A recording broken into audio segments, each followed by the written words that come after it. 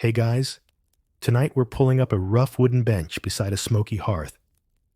You're handed a bowl, no spoon, filled with something gray, steaming, and slightly congealed. It smells vaguely like onions, but you're not quite sure. A crust of bread sits beside it, so hard you wonder if it was meant as a building material. Welcome to dinner in the Middle Ages. Let's be clear. If you were hoping for a tender roast or a rich stew, you're about 700 years and a few pay grades too early. Most medieval food was deeply, deeply underwhelming, especially if you weren't rich. The word of the night is gruel, and not the Dickensian kind that comes with orphans and sad violin music. No, this is medieval gruel. Oats or barley, boiled in water or weak ale, with the occasional bonus of a boiled root or two. Salt, if you're lucky. Meat, not unless you hunted it yourself or had powerful friends. You probably won't survive this menu without a bit of good humor. So, before you get comfortable, take a moment to like the video and subscribe, but only if you genuinely enjoy what I do here. And I'd love to know, where are you watching from? And what time is it where you are? Leave it in the comments below. Now, dim the lights. Maybe turn on a fan for that soft background hum. And let's ease into tonight's journey together. You lean in, scoop up the porridge with your fingers. There are no forks yet, remember, and take a bite. It's hot. That's the nicest thing you can say. You chew, slowly. The flavor is bland, with occasional pockets of salt or onion. It's not bad, exactly, but it's definitely not good. Still, in an age without refrigeration, seasoning, or sanitation, it was the safest thing on the table. Bread was the constant, usually baked hard as stone. It functioned as both plate and the food.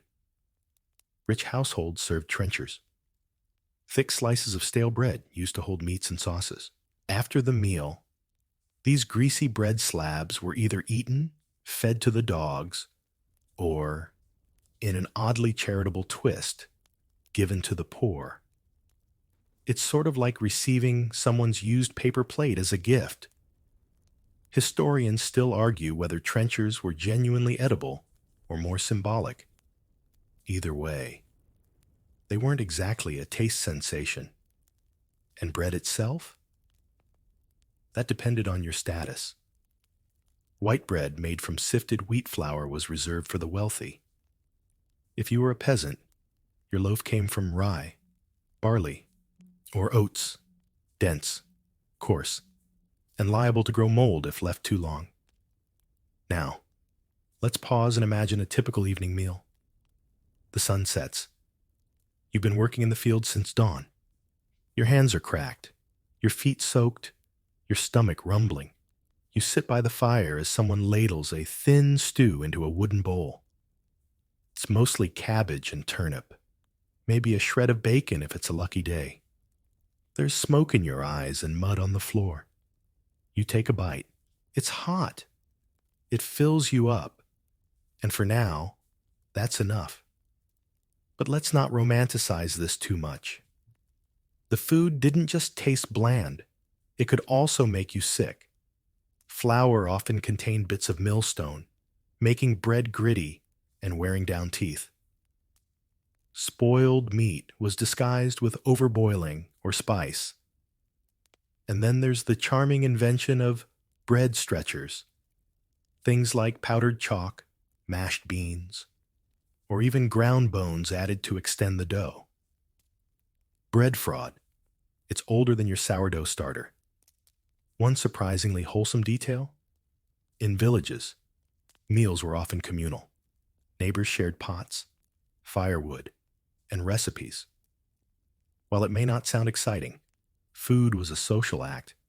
There were jokes told, songs hummed, and kids who licked the bowls clean no matter how boring the pottage was. Still, we can't sugarcoat it. And not just because they didn't have much sugar. This was survival food, shaped by poverty, weather, and the crushing uncertainty of medieval life.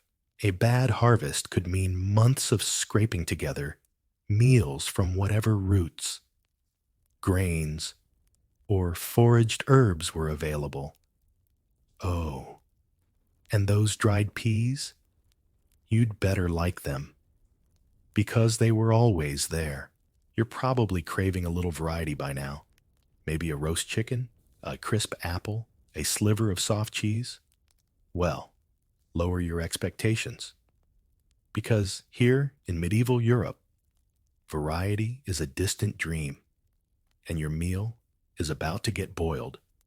Boiling. That's the dominant cooking method in the Middle Ages. Everything goes into a single pot. Grains, vegetables, bits of meat or bone, maybe some herbs if you've got them. This is pottage, essentially the national dish of the peasantry. And the thing about pottage is, it's always boiling. There's a kind of soothing logic to it. A fire burns slowly all day in the corner of your one-room hut. You throw in yesterday's leftovers, today's turnips, and tomorrow's regret. The heat keeps the food safe from bacteria, and the longer it boils, the thicker and more flavorful it becomes. At least in theory. In practice, it just turns into a beige slurry. You stir it with the same wooden spoon everyone's been using since your grandfather was young. And no, you don't wash it between uses. Why bother? The pot hasn't been emptied in a week either. Historians still argue whether these endless pots ever produced flavor, or if they were simply functional, bland to the point of melancholy. But it's not just pottage that got the boil treatment. Meat, boiled. Vegetables, boiled to the point of mush. Even fruit sometimes ended up in stews. Roasting was reserved for the rich. It took more fuel and space. Boiling, by contrast, was safe, economical, and didn't require fancy ovens. There's something hypnotic about it. Really. The rhythm of the bubbles, the hiss of steam, the soft clunk of the ladle against the iron pot.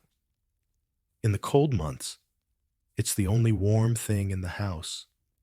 The food might be forgettable, but the process, the scent of smoke, the glow of the fire, the way people huddle together near the pot, has a kind of warmth that sticks with you. Of course, there's a downside. When everything is boiled, it all starts to taste the same. Root vegetables become indistinguishable. Cabbage tastes like turnip. Turnip tastes like onion. And everything tastes faintly of ash. Spices were expensive. Herbs were seasonal. And salt wasn't always available. So what you get is a big, steaming bowl of texture. And yet, people made it work. Some added wild garlic for a kick. Others tossed in apple cores or dried plums for sweetness. If you were lucky, you had a bone with a little marrow left. The goal wasn't taste, it was fullness. Calories meant survival. There's even a charming little culinary tradition in some villages, perpetual stew. This is exactly what it sounds like. A pot that was never fully emptied, just topped off day after day, month after month. New ingredients went in, old ones boiled away. You weren't eating a fresh meal. You were tasting history. Let's not forget the psychological factor. When your days are long, cold, and filled with physical labor, a steaming bowl of something, even if it's a flavorless mush, is comforting. You sit beside the fire, wrap your hands around the bowl, and let the heat sink into your bones. In a world of uncertainty, boiling food gave you control. If nothing else, you knew it was cooked. There's even a joke going around the village. Boil it long enough and it becomes soup, even if it started as your boots. Okay, that might not be a joke. Someone might have actually tried it once. Still, there's a rhythm to this lifestyle. Boil, eat, work, boil, eat, sleep. It's a loop, slow and dependable. The food may be terrible by modern standards, but in the Middle Ages, it was reliable. And that was half the battle. You wipe your fingers on a bit of rough linen. Napkins aren't really a thing yet, and look around for a fork. But of course, there isn't one. In fact, if you pulled one out of your bag right now, people might think you were either possessed or French. Welcome to medieval dining etiquette. No forks, just fingers. Eating with your hands isn't some crude oversight. It's the norm for centuries, even among the upper classes. Fingers were the primary utensils. Knives were personal, not communal, and spoons only appeared for stews or pottages.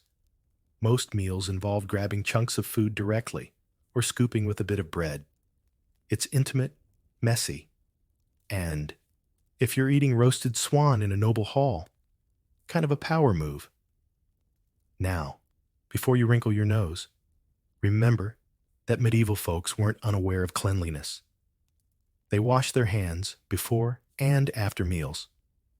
Sometimes, usually, at least when other people were watching, and in polite society, there were rules for finger eating.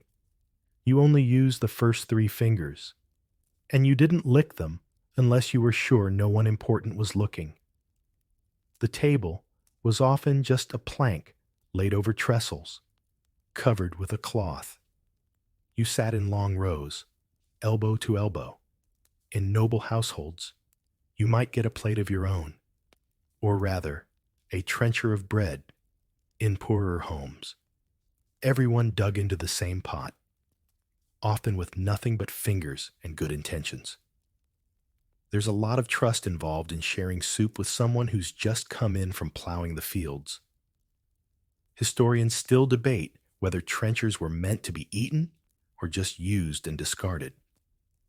Some say they were soaked in sauce and passed to servants or beggars.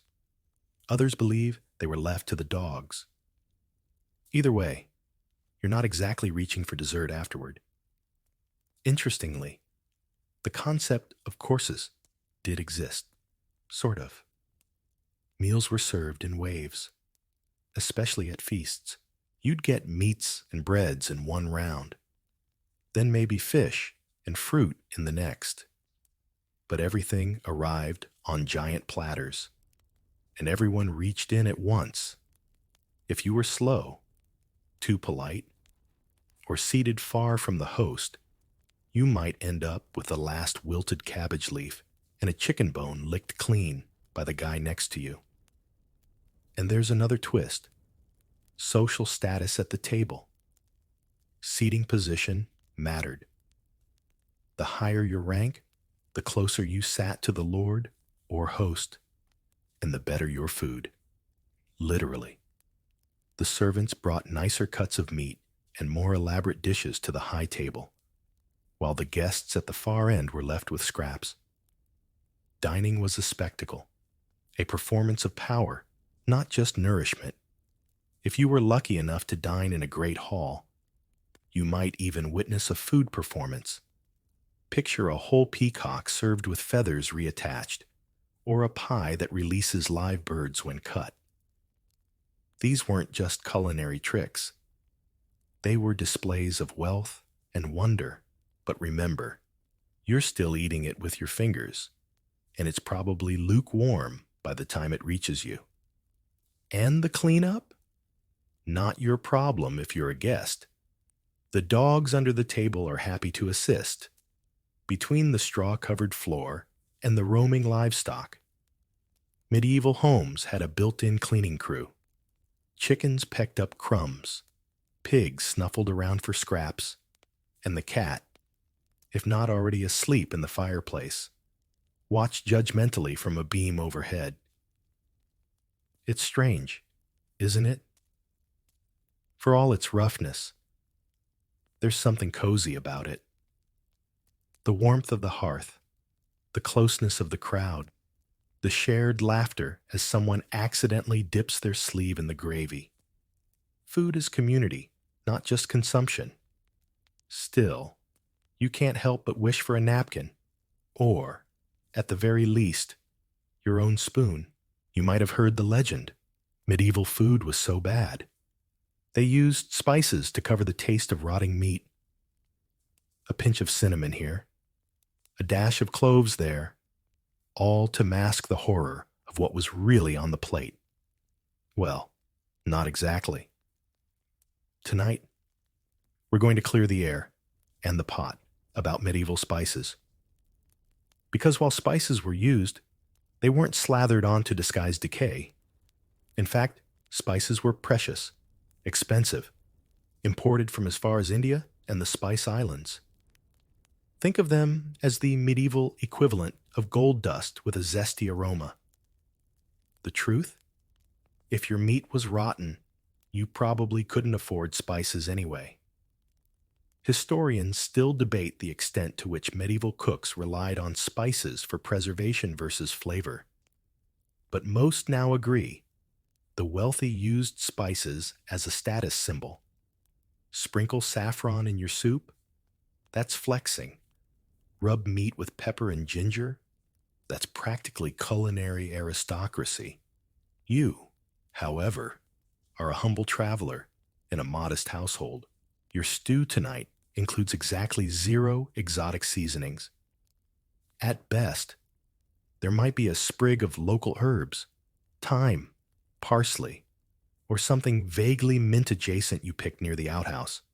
No cinnamon, no nutmeg, and definitely no sugar, unless you've robbed a merchant. Still, in the upper echelons of medieval dining, spice mixes could get elaborate. A blend called powder douse combined cinnamon, ginger, and sugar, sweet and warm.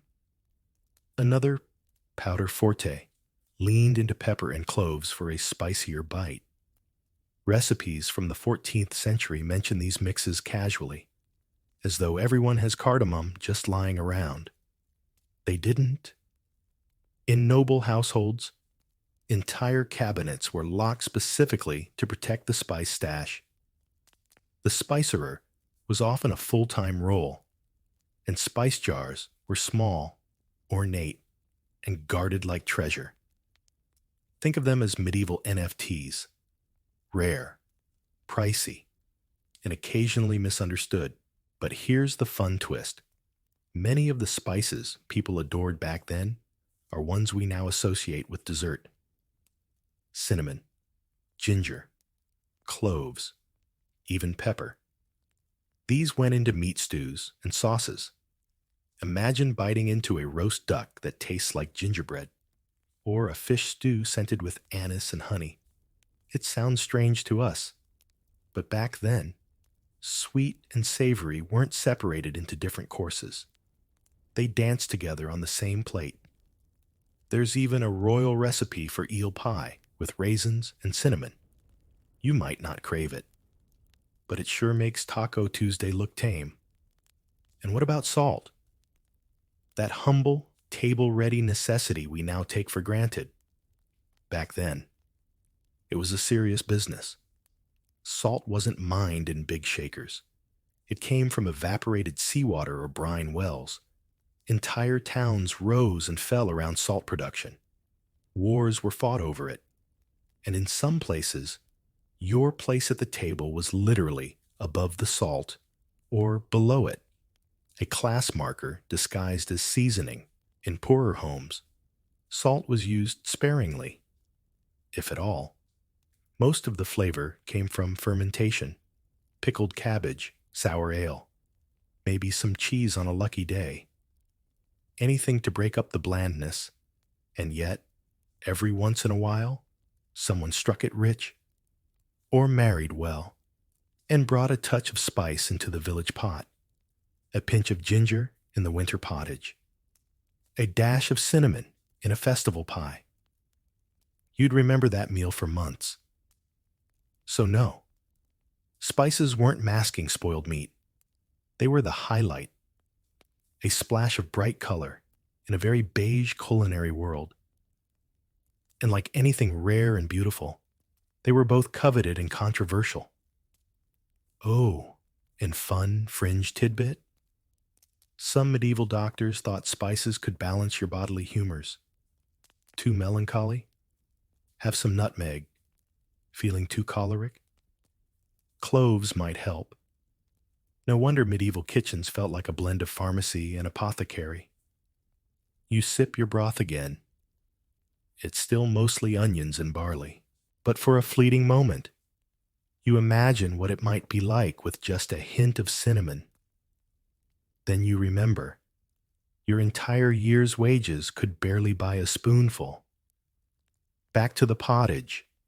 Then, you wake early.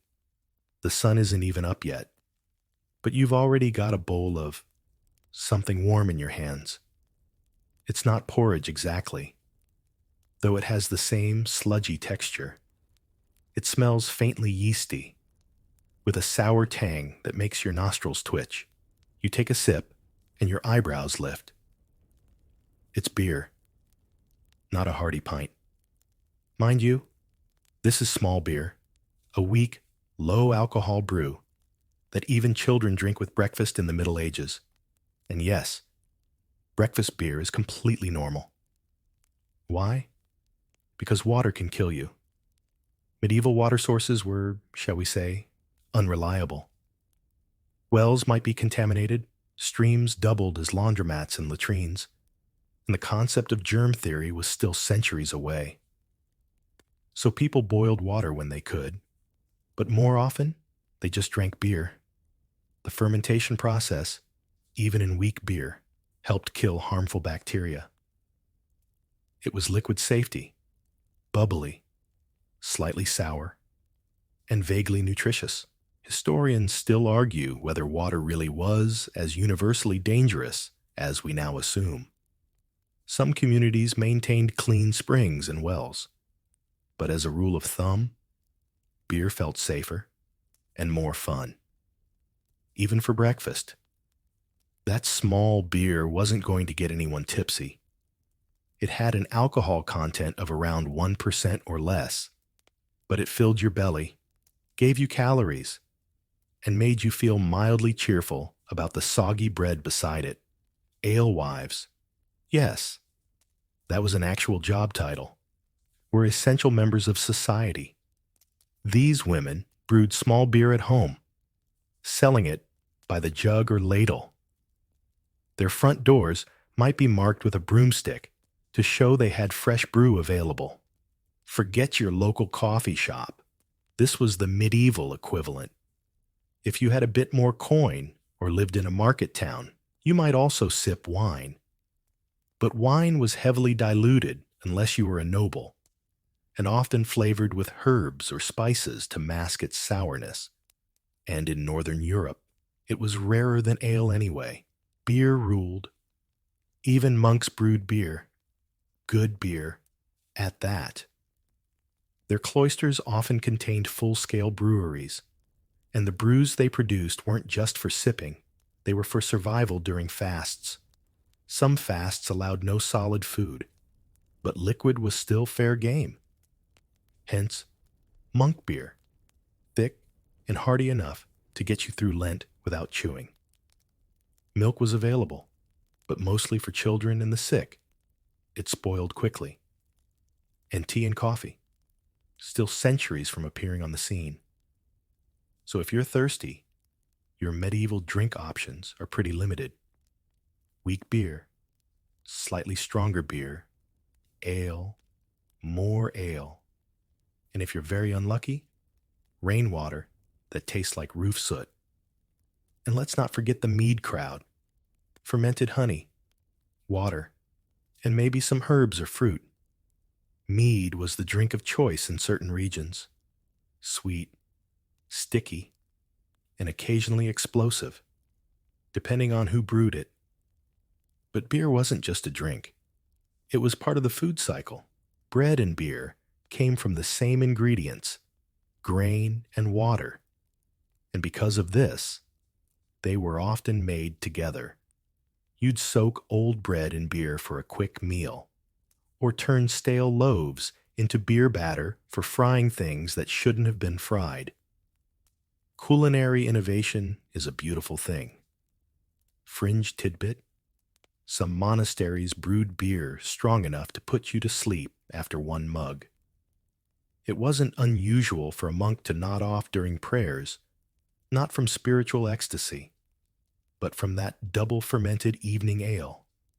You take another sip of your small beer. It's not sweet, it's not refreshing, but it's safe. And in this world, safety tastes better than sugar. You glance at your bowl of pottage again and spot a boiled carrot floating near the surface. Not bad, you think. At least it's something orange. But if you're dreaming of fresh greens or a colorful salad, you're in the wrong century and the wrong social class. In the medieval world, vegetables were everywhere, but only if you were a peasant. The upper classes, they avoided them when they could. Strange, isn't it? Today, vegetables are the stars of farm-to-table dining and Pinterest recipe boards. But in the Middle Ages, they were seen as humble, even shameful. Something you ate when you had no other choice. Something grown in dirt, associated with toil, and, to nobles, with poverty. You, of course, are not noble. You're practical. You know your cabbage from your chard. You grow onions, leeks, garlic, peas, and whatever root veg can survive the stubborn soil and unpredictable seasons. And when winter comes, you dry, pickle, or store them in earthen pits beneath your cottage floor. Because you know that when the snow falls, your future dinners depend on that shriveled turnip you stashed back in October. Meanwhile, at the Lord's table, things look very different. Meat dominates, even if it's stringy or overcooked.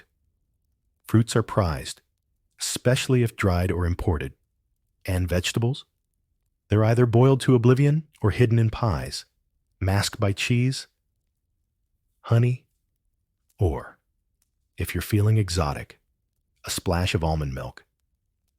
Historians still argue whether this avoidance of vegetables was rooted in health theories or just snobbery.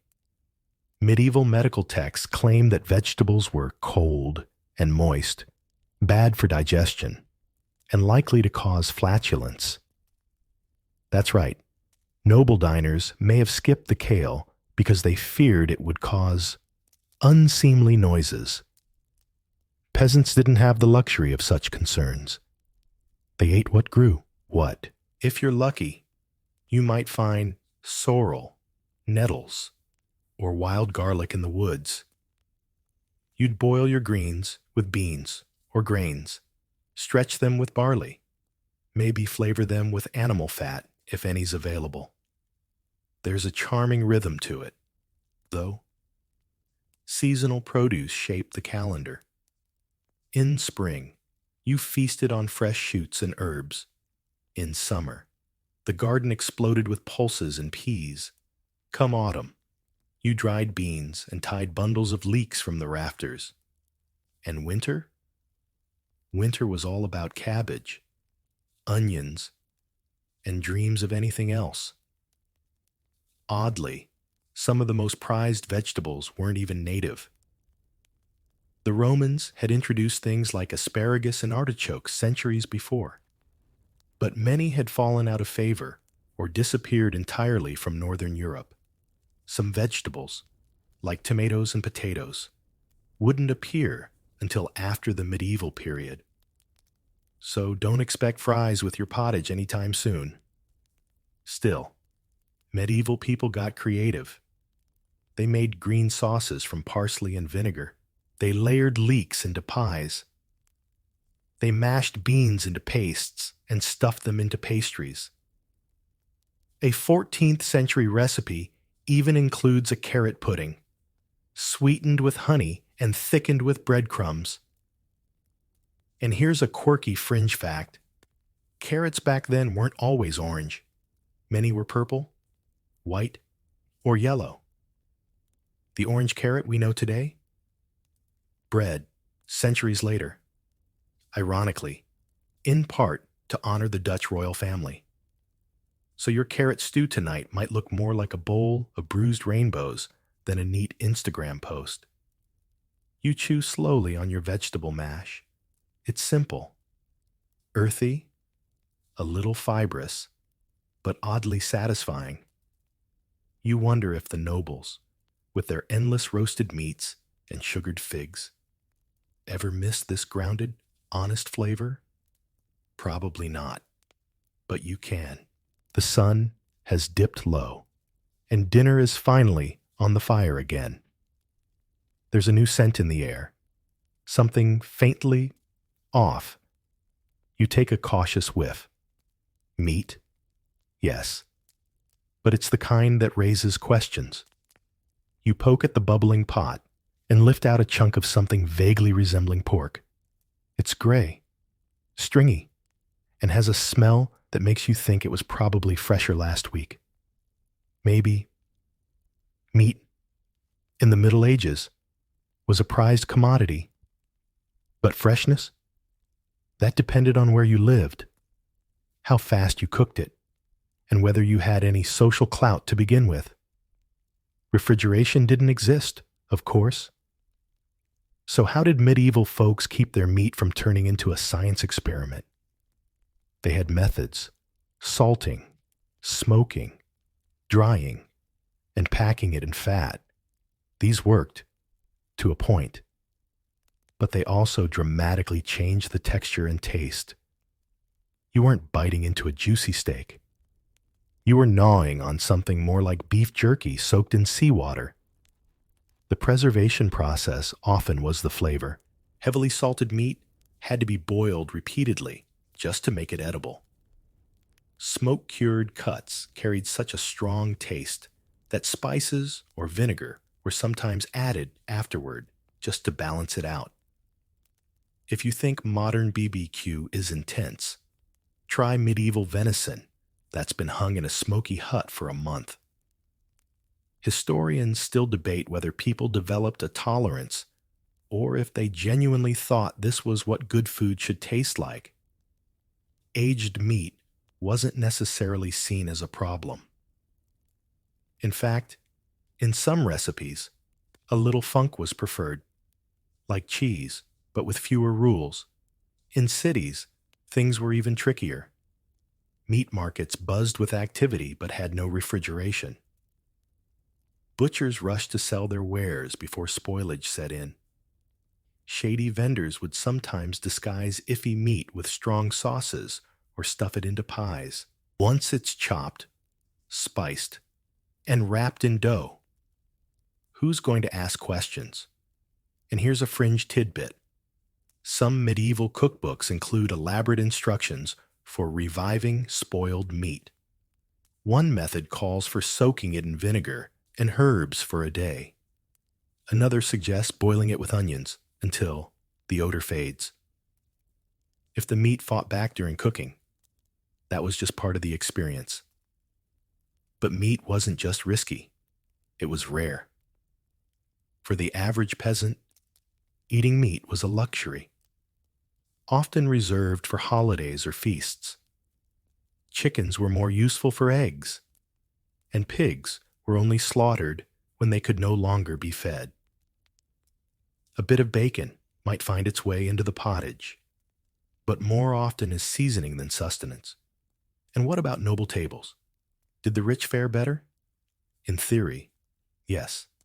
Nobles had access to fresh game: deer, boar, rabbit, and even exotic imports like peacocks or hedgehogs. Yes, really. But here's the twist. Even their meat wasn't always fresh. Game had to be brought back from hunts, sometimes transported over days, and often aged intentionally to improve the flavor. Let's just say the line between gamey and gag-worthy could get very thin. To cover all this strangeness, sauces were essential.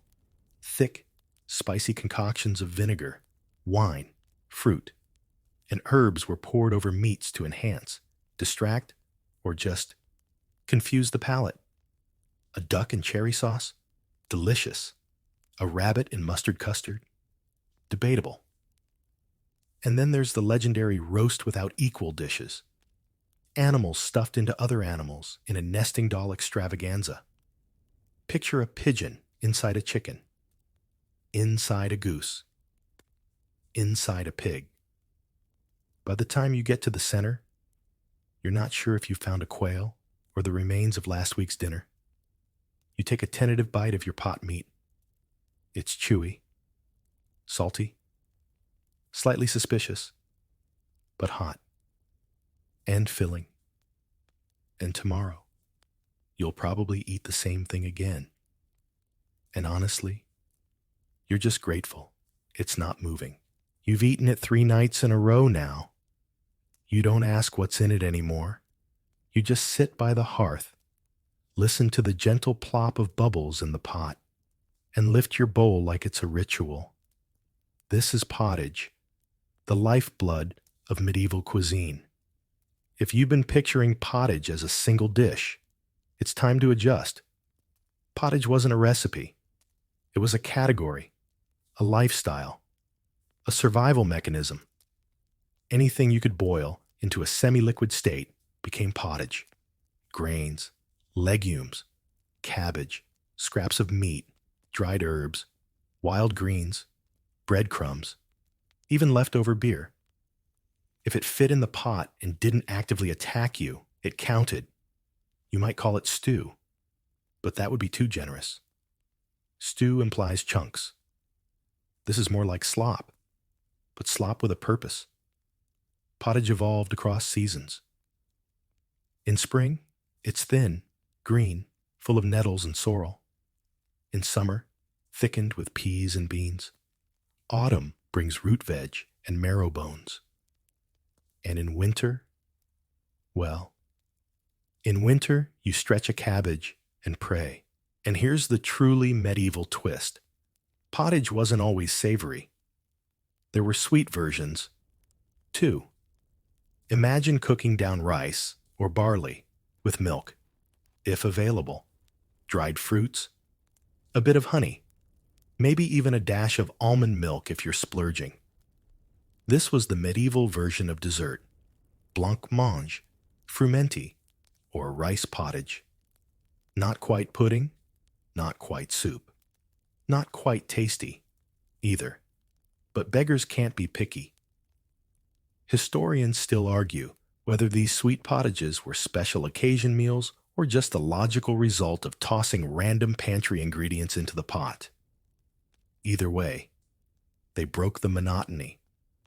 Slightly. And let's not forget the class divide. The nobility had white pottage, made with bleached wheat flour, milk, and chicken. The poor had brown pottage, made with barley, onions, and existential despair. But even for peasants, pottage had rhythm. Some households kept a pot simmering all week. Ingredients were added as they became available, like medieval fridge, clean-out soup. Monday might start with barley and beans. By Thursday, it might include a stray turnip, a bone, and some leftover cabbage leaves. You stirred it often. You never let it cool. It was called perpetual pottage, and it was, quite literally, food that never ended. And yes, sometimes it turned a strange color. You ignored that. Fringe fact: there's a 13th century poem that praises pottage as the perfect food for monastic life. Humble, nourishing, and endlessly adaptable. A monk could live on pottage and prayers alone, though he probably snuck in some beers too. But even with all its flaws, Pottage had one undeniable benefit: warmth. A hot bowl, after a long day in the fields, made your fingers feel again. It soothed your joints, gave you something to look forward to, and filled the silence around the hearth with steam and breath. You slurp your spoonful slowly. It tastes the same as yesterday. That is both the best and worst thing about it. One final note: medieval folks did have recipes for pottage. Sparse, vague recipes that read like incantations. Take good herbs and boil them with grain. Add meat if you have it. That's it. No measurements, no timing, no flavor notes. Just hope and a large enough spoon. You wipe the edge of your bowl with a bit of stale bread and feel almost satisfied. Not happy, not full, but just full enough. And in this century, that's about as good as dinner gets. You hear music in the distance, lutes, the low thump of a drum, and the laughter of someone already tipsy. Tonight, you've been invited somewhere special, a noble feast. Finally, you think, real food. But brace yourself, because what's about to arrive at the table may surprise you, and not always in a good way. Let's start with the basics. Noble feasts were extravagant affairs, lasting hours, sometimes days. Tables groaned under the weight of pies, roasts, pastries, and decorated centerpieces. But just because it looked spectacular didn't mean it tasted that way. Medieval cooks loved bold combinations, and their idea of culinary balance was eccentric. Picture this: a jelly made of fish stock and almond milk, a pie filled with minced meat, fruit, and saffron. Or how about roast swan, redressed in its own feathers, wings outstretched like it's about to take flight? Spectacle. Yes. Palate-pleasing? That's debatable. Historians still argue whether these wild combinations were truly beloved or just tolerated for the sake of novelty and display. Dishes often prioritized visual impressiveness over coherent flavor. Food was as much about performance as nourishment. Take illusion food, for example. A dish might look like a castle, a tree, or even a dragon, but be made entirely of molded dough or minced meats. You could be halfway through dinner before realizing your apple was actually dyed pork paste. Surprise! And then there were the subtleties, not subtle at all. These were small, decorative confections served between courses. Tiny marzipan animals, gilded fruits, or sugar sculptures shaped like saints or mythical beasts. All edible, technically, some delightful, others oddly chalky. The menu at a noble feast could span dozens of dishes, rolled out in courses known as removes. Between courses, you might enjoy a musical performance, a poem, or a juggler. It was entertainment with side dishes, and don't expect utensils here either. Even nobles ate with their hands, assisted by personal knives and perhaps a spoon. Food was served on trenchers or pewter plates. You'd tear, dip, and slurp like everyone else, just in fancier clothes. But what really defined noble cuisine were the ingredients. Spices were everywhere. Nutmeg in broth, cinnamon on poultry, sugar in meat pies. Sweet and savory blurred together.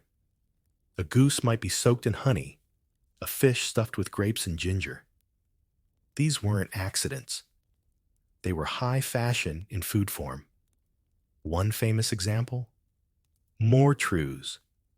This was a paste made from ground meat, breadcrumbs, eggs, and spices, served warm and soft, almost like a meaty mousse. Imagine offering that at a modern dinner party. And let's not forget the drinks. Wine flowed freely, often spiced or diluted with water. Mead and ale made appearances too, and strong liquors might sneak in toward the end of the evening. Drinking games were not uncommon, and some dinners ended with the host passed out beneath the dais, while servants cleared platters of half-eaten peacock, fringed tidbit. In one documented feast, a cooked boar's head was brought to the table with a live bird inside its mouth, trained to fly out as a surprise. It's unclear whether the diners applauded or screamed. You lean back in your high-backed bench, chew on something that tastes vaguely of apple and liver, and watch as a jester balances a duck on his head. The feast is overwhelming, fragrant, and entirely too much. But it's a world apart from the cold pottage you've grown used to. Still, you kind of miss your cabbage. The morning after the feast is always rough. Your belly feels strange. You're not sure if it was the fish jelly, the spiced wine, or that moment you accidentally ate a sugared almond shell because it looked like part of dessert. Either way, you're back in the village now, and food has returned to its usual programming. Modest, repetitive, and sometimes fraudulent. Because yes, even in the Middle Ages, people found ways to cheat the food system. Let's begin with bread, the cornerstone of most meals. The miller grinds your grain at the local mill, and the baker bakes it into loaves. Simple, right? Except sometimes the flour is suspect. It might be stretched with powdered beans, chalk, or even sawdust. Why? To increase profits, of course. And if you thought food labels were a modern concern, think again. Cities enacted food purity laws to regulate what could be sold as bread or ale. Bakers caught cheating customers were publicly shamed. Or worse, fined in heavy coin they definitely did not earn, honestly.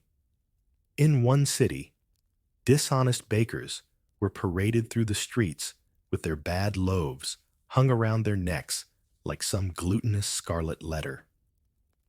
Historians still debate how widespread food fraud actually was. Some suggest most people were too poor to cut corners. Others argue that in urban markets, it was common practice. Either way, the fact that laws existed at all shows that suspicion ran high. Cheese, too, was a gamble. It came in many forms: fresh, soft, hard, stinky, and was usually safe. But if it was stored poorly or made from old milk, things could get ugly fast. Spoiled cheese could be disguised with herbs or wrapped tightly to hide the mold. And no, blue cheese hadn't been invented yet. That green fuzz wasn't gourmet. It was a warning. Meanwhile, the town's alewife might be watering down the brew or reusing the same grain mash one too many times. Some even added herbs with mild intoxicating effects to fake strength. Medieval mixology at its riskiest. But it wasn't just food itself that was regulated, so were measurements. Medieval authorities feared unfair pricing, so marketplaces were filled with official weights and standards. But surprise, vendors still cheated. A loaf might be sold slightly underweight. A quart of ale might come up an inch short. Some towns even had bread inspectors who literally wandered through markets weighing loaves like grumpy gluten detectives. And then there were outright food bans. Certain times of year, particularly during Lent, meat was forbidden. Butchers would hide illicit pork beneath fish scales. Pies shaped like fish might actually contain lamb. In one famous incident, a butcher was caught stuffing a whole roast chicken into a carp shell to sneak it onto a holy table. Sinful? Yes. Creative? Also, yes. It wasn't all doom and roguery, though many food laws were actually designed to protect public health, limiting spoiled meat sales, enforcing cleanliness among bakers and brewers, and controlling prices during famines. Food inspectors existed not because people were evil, but because survival was hard and hunger made temptation harder. Here's a weird fringe fact. In 14th century France, there were laws about how many legs a pie could have. Why? Because meat pies at banquets were sometimes used to smuggle in messages, drugs, or even small animals for pranks. Limiting the pie shape helped prevent culinary espionage. You return to your modest lunch, a hunk of barley bread and a lump of hard cheese. You sniff the cheese suspiciously. It's not fuzzy. Probably okay. You tap the loaf. It doesn't echo, solid enough. And you think, in a world without expiry dates, everything is a little bit of a gamble. It's Friday, and you're already hungry. Not because food is short, though it always kind of is, but because you're not allowed to eat what you really want.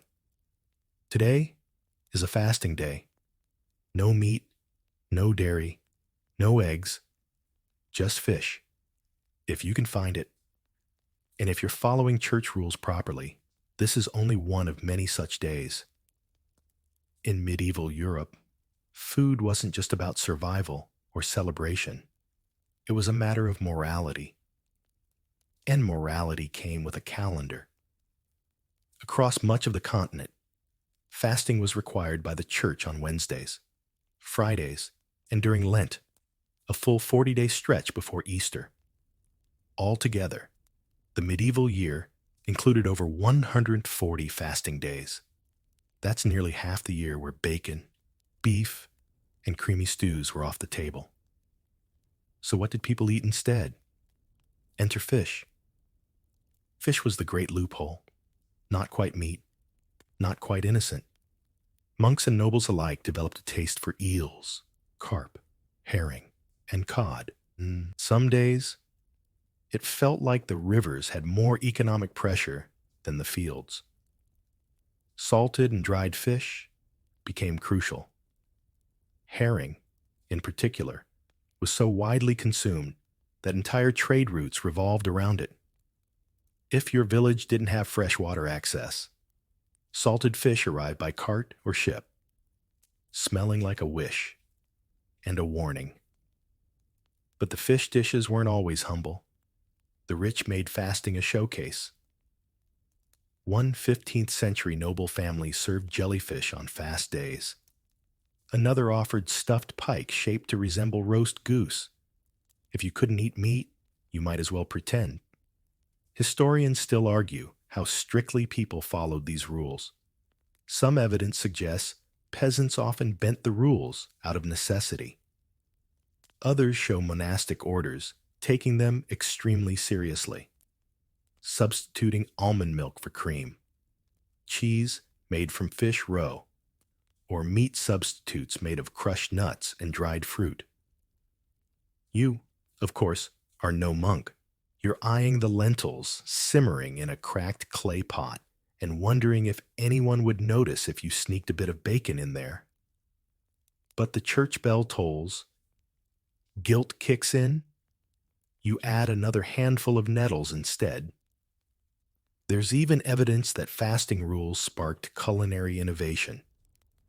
The need to create meals without animal products led to almond milk recipes, imitation butters, and complex spiced sauces. A dish called charlet, normally made with meat, was reimagined with fish and oats. Another, mock white pudding, used rice and raisins in place of offal.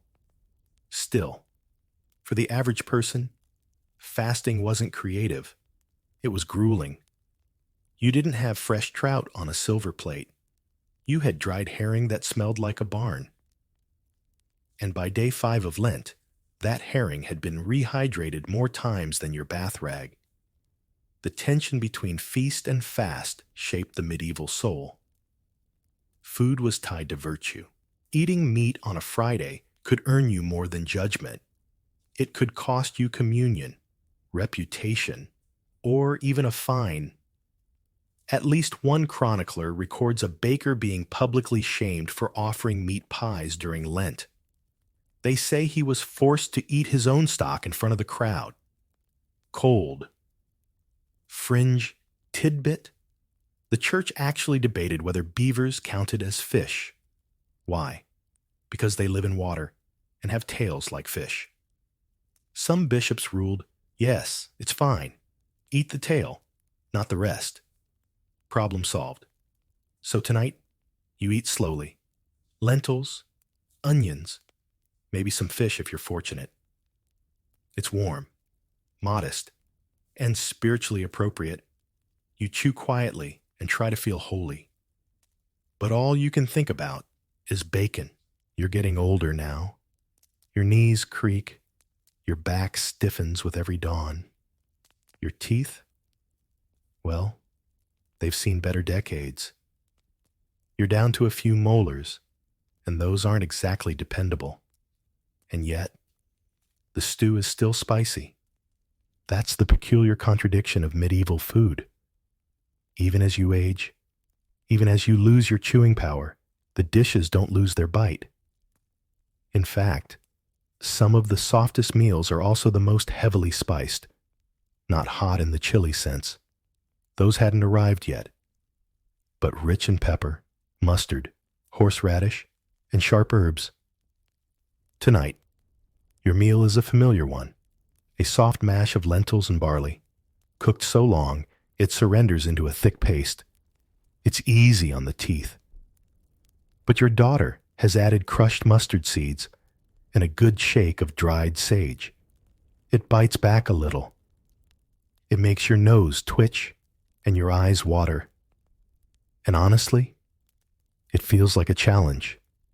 Historians still argue about why elderly medieval folks preferred or tolerated such bold flavors.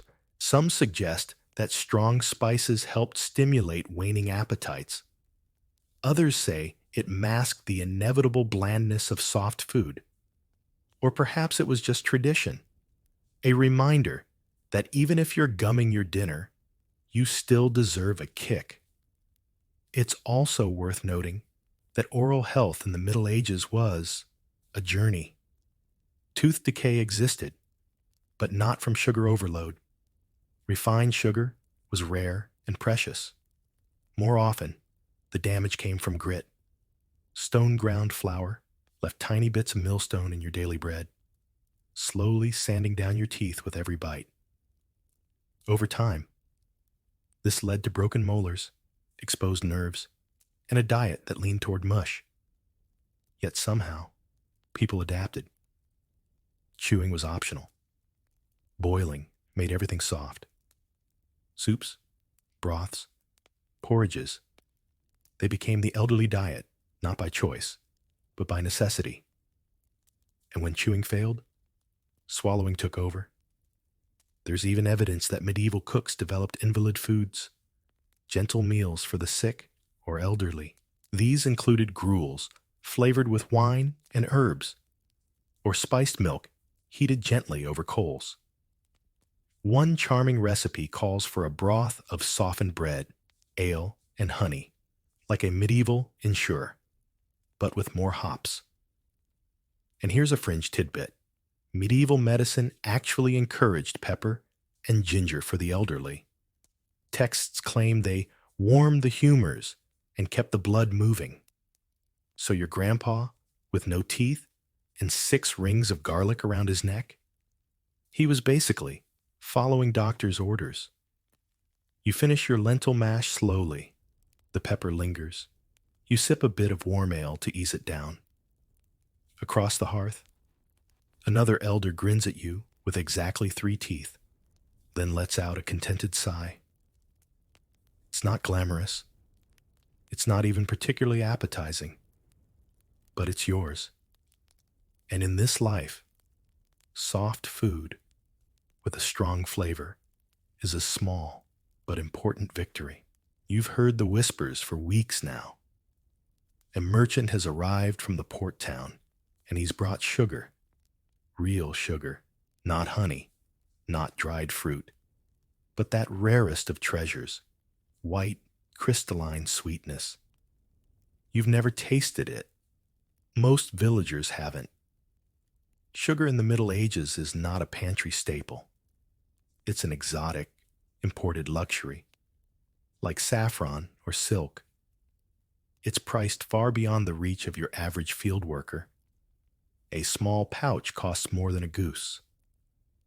And if you're lucky enough to encounter it, it's more likely to be used in a medicine than a meal. Yet the nobility can't get enough. In rich kitchens, sugar is treated like edible gold. It's cooked into spiced syrups, sprinkled over fish dishes, yes, fish, and used to mold decorative sculptures.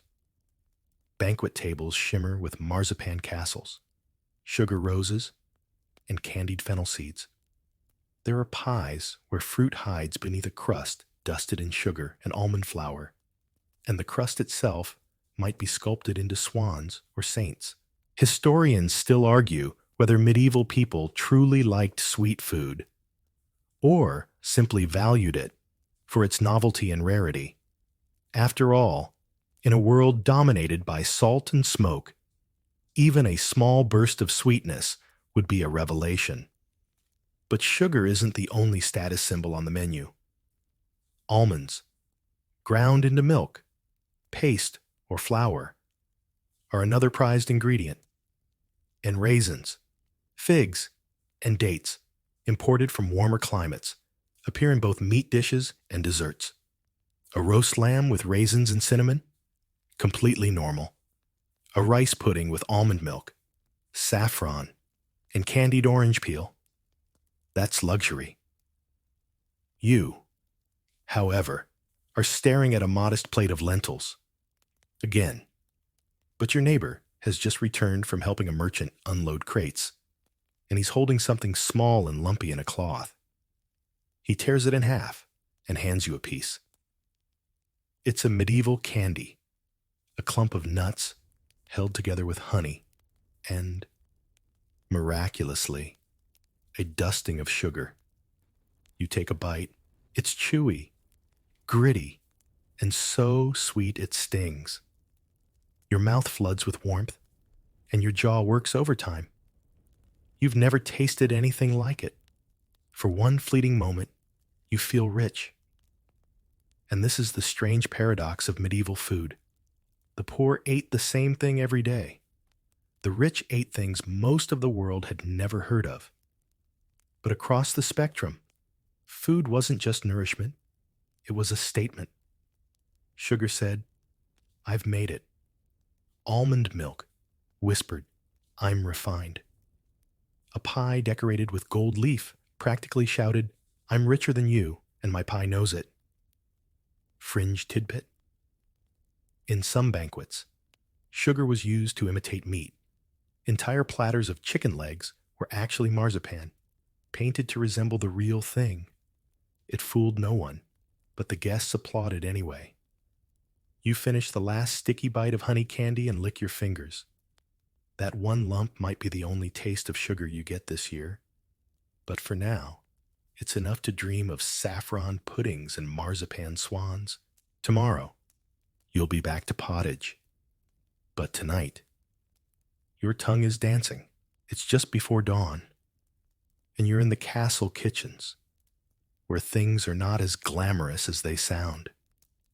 Smoke clings to everything. Your eyes sting. They're shouting, thudding, chickens underfoot, and somewhere, someone is definitely bleeding from a minor onion chopping accident. Welcome to the heart of noble dining. Chaos, fire, and a surprising number of wooden buckets. Cooking in a medieval castle was a dangerous business. For starters, the open hearth was massive, often the size of a small bedroom.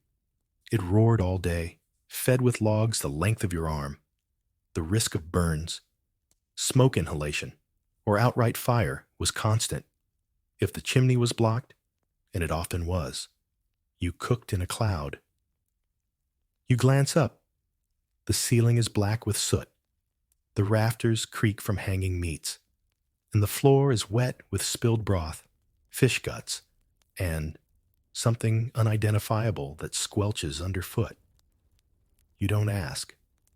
Large castles employ dozens of cooks, scullions, spit boys, and sauce makers. Spit boys had arguably the worst job.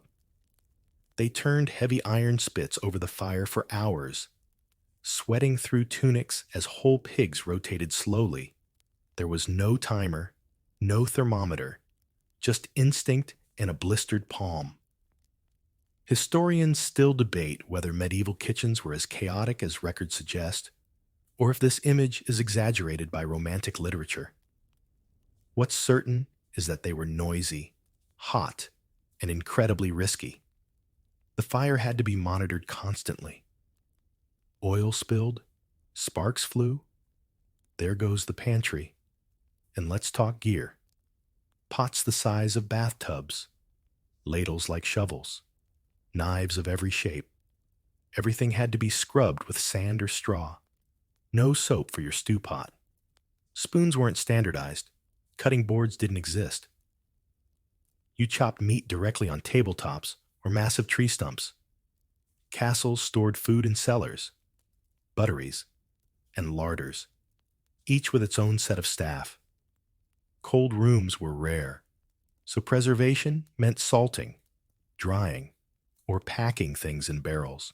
You'd open a barrel of fish and hope for the best. If it hissed, you closed it again, quickly. And don't forget the smokehouse. It smelled glorious and terrible all at once. Bacon, trout, and blackened wood mingling in a perfume of survival. But if you lingered too long, you'd come out smelling like a burnt boot. Still, for all its madness, castle cooking was surprisingly structured. Menus were planned according to feast days and saints' calendars. Food had to be prepared in the correct order. Pies before roasts, sauces last minute, the head cook, or maître orchestrated it all like a slightly manic conductor with a cleaver instead of a baton. And what about accidents? They happen. Fires, food poisoning, broken spits, and once, a very upset goose who escaped mid-plucking and caused a flour avalanche. The castle dog enjoyed that day immensely. Fringe tidbit: some castles employed a turnspit dog, a real dog trained to run on a wheel that turned a roasting spit. It's unclear whether the dog found this empowering or deeply offensive.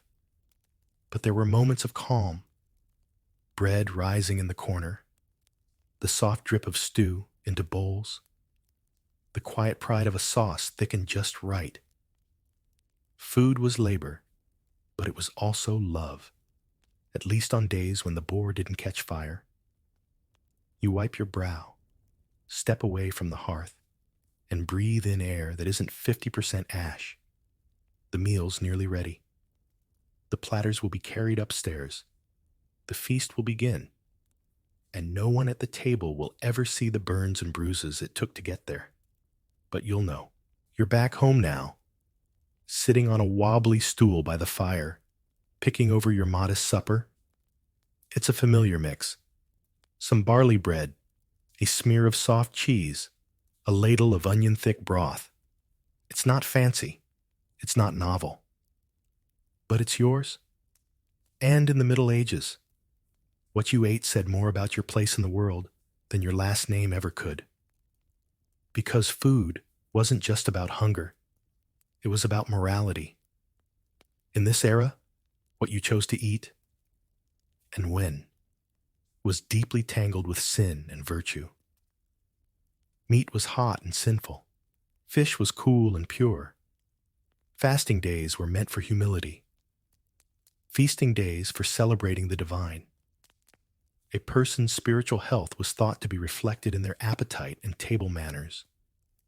Peasants ate simple meals, beans, roots, brown bread, They were praised for their frugality, even if it came from necessity, not choice. Meanwhile, gluttony was a sin, but somehow only sinful if you weren't rich. Nobles could indulge with lavish banquets, exotic spices, and food sculpted into mythical beasts. Their excess was seen as a reflection of divine favor. Yours, a test of patience. Historians still argue whether these moral frameworks were sincerely followed or just preached from pulpits. Either way, food was an arena of spiritual judgment. A spilled drop of ale might mean nothing, or be interpreted as a sign to fast the next day. A craving for goose during Lent? Temptation itself. But beneath the sermons and the sin charts, food also reflected deeper divides: class, gender, power. Noble women were expected to eat delicately, pass up heavy stews, and take dainty spoonfuls. Men, meanwhile, were praised for hearty appetites as long as they didn't burp too loudly in front of the bishop. Even how you sat at the table mattered, above the salt or below, close to the roast or scraping from the empty pot. Food mirrored your entire life station, from the first morning bowl of pottage to the final funeral feast where bread and ale were handed out in your name. And yet, there were moments, tiny, human moments, when these lines blurred. A village shared a pot during hard times. A noble gifted bread to the poor at Christmas. A monk passed a slice of apple to a peasant child. Food became more than status. It became kindness. Fringe fact: some medieval wills left instructions for soul food, bread and cheese to be distributed to the poor after the person's death, in hopes it would speed their journey through purgatory. Even in death, what you fed others still mattered. You finish your meal slowly. The fire crackles. A neighbor knocks and brings a scrap of smoked herring. Just because. You smile, break your last piece of bread in half, and share. Because in this strange, smoky, hungry world, food is more than terrible. It's deeply human. The fire has dimmed now. You sit in the stillness, belly warmed by broth, body softened by the long rhythm of a hard day and a harder century. Outside, a faint wind whispers through thatch and timber, and the scent of wood smoke clings to your sleeve. Your hands rest in your lap, tired but at ease. Around you, there are no feasts, no servants, no spice jars or golden trenchers, just the quiet breath of the hearth and the gentle comfort of something enough. You think of all the meals you've had, some bland, some bitter, some too hot, or too humble. You remember the sweet burn of mustard in your nose, the chew of coarse bread, the warm sting of sour ale at breakfast. They weren't perfect, but they filled the hunger. And for a world like this, that was its own kind of miracle. The medieval table was rarely full, but always meaningful. A place of survival, of community, of small joys and stubborn endurance. Each pot stirred, each crust shared, each lentil counted. These were acts of resilience wrapped in the ordinary. So, as you close your eyes now, imagine that last spoonful of warm pottage, the hum of conversation, the creak of the wooden bench beneath you. Let your breath slow. Let your thoughts loosen. And as the embers fade into ash, remember, even in the hardest times, even through the blandest broth, people found ways to nourish each other. And you've been part of that story tonight. Why medieval nights were unbearably noisy. we're slipping back into a world without traffic lights, phone screens, or even the option to shut a door tight. You're walking down a cobbled medieval street where nothing is truly quiet, not even the night. The stars overhead are brilliant, and the air smells faintly of damp hay, chimney smoke, and, human business. But the peace? Oh no, you won't find that here, because as it turns out, medieval nights were unbearably noisy, and that was on a good evening. You trudge past the shadowy outline of a stone church. It's nearly midnight, yet a strange clang reverberates down the street. Clong, clong. You squint toward the sound, and there he is, a lone figure pacing slowly through the square. He's wrapped in a rough wool cloak, carrying a lantern in one hand and a wooden rattle in the other, and every dozen steps or so, he gives it a rattle. Clack, clack, clack, followed by a bored, slightly nasal cry. 10 o'clock and all is well. Welcome to the world of the medieval night watchman. The poor soul, whose job it was to keep an entire town from spontaneously combusting, or, well, being robbed or catching fire while everyone slept. Night watchmen were everywhere across medieval Europe, from London to Lubeck to little villages whose names nobody remembers. Their duties were simple. Walk a fixed route, keep an eye out for thieves, fires, and unruly behavior, and make absolutely certain everyone knew they were still awake. Which is why, paradoxically, they made as much noise as possible. Some carried bells, some knocked two sticks together, some blew little horns that sounded like a sick goose, but the truly enthusiastic ones sang, yes, full-throated, slightly off-key chants at the top of their lungs, often with lyrics like, "All you that in your houses be, take heed to God and think on me. The bell doth ring. It's time to pray, that Christ may guard your soul this day." Can imagine hearing that at 2 a.m. while just trying to sleep through a toothache.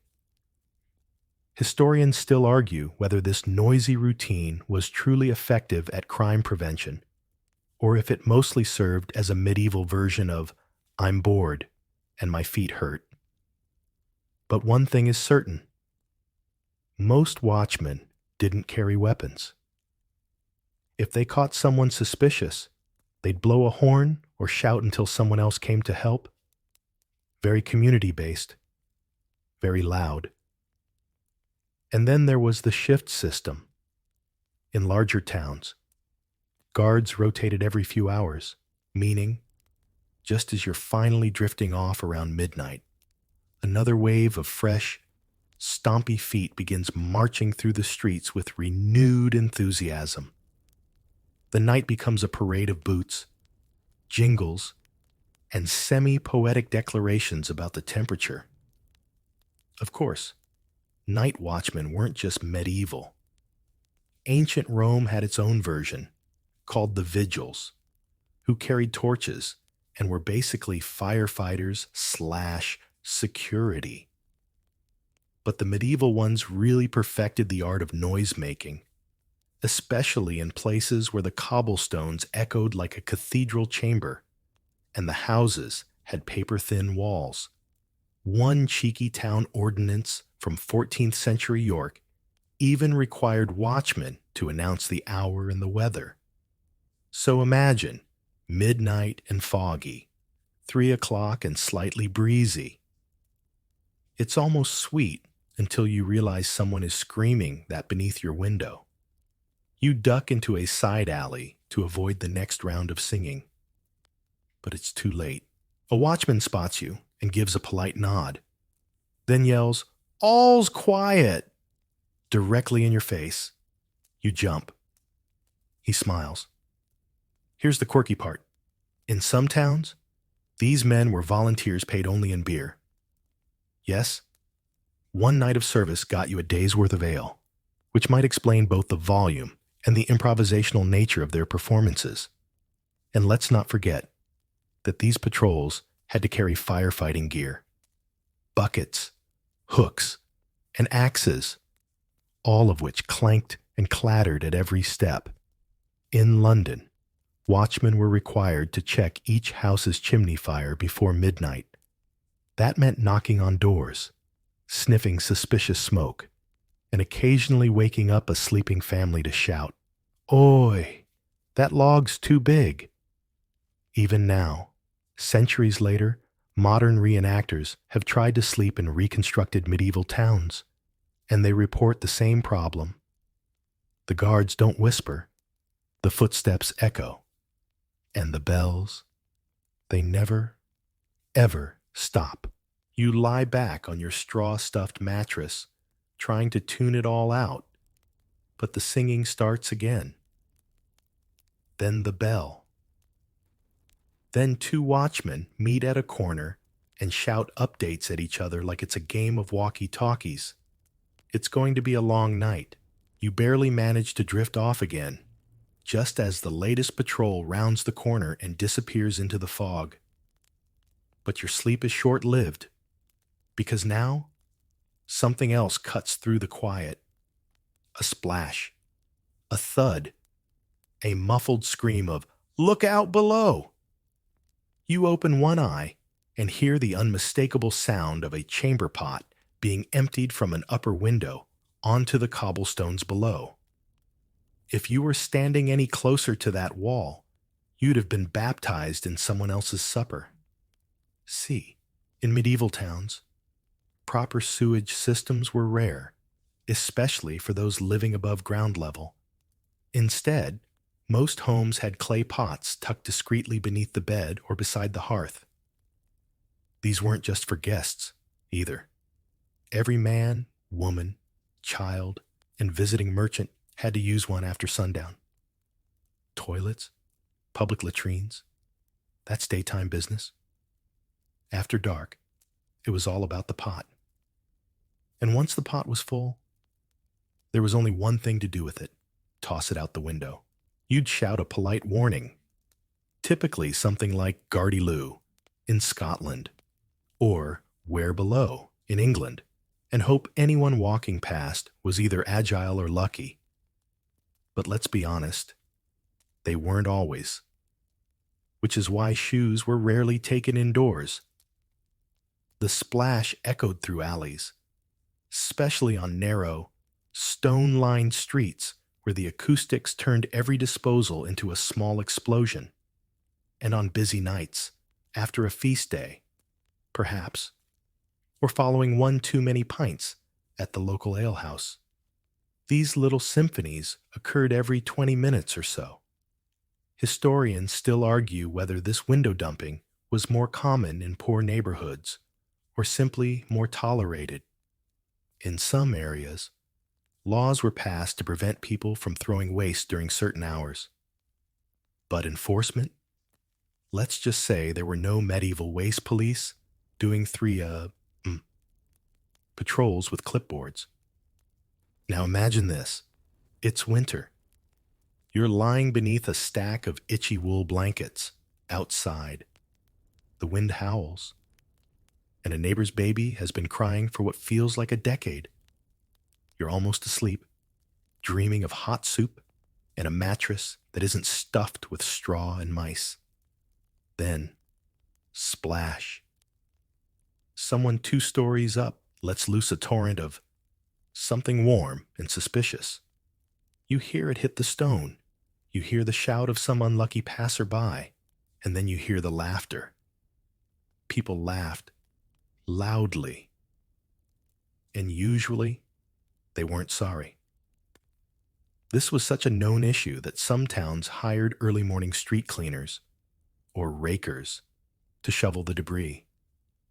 But by then, of course, the damage to your ears and nose was already done.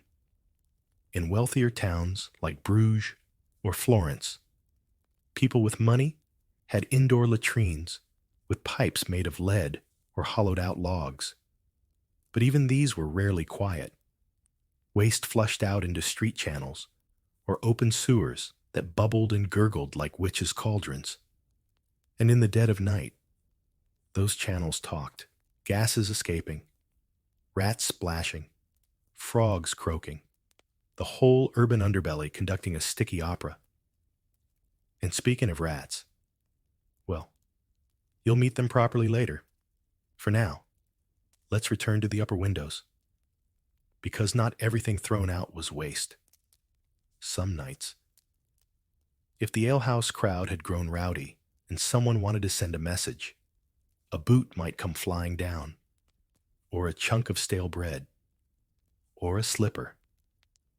In one delightful case from 1421, a merchant in Ghent was reportedly knocked unconscious by a ham hock tossed from a third-story window. Whether it was an accident or not, we'll never know.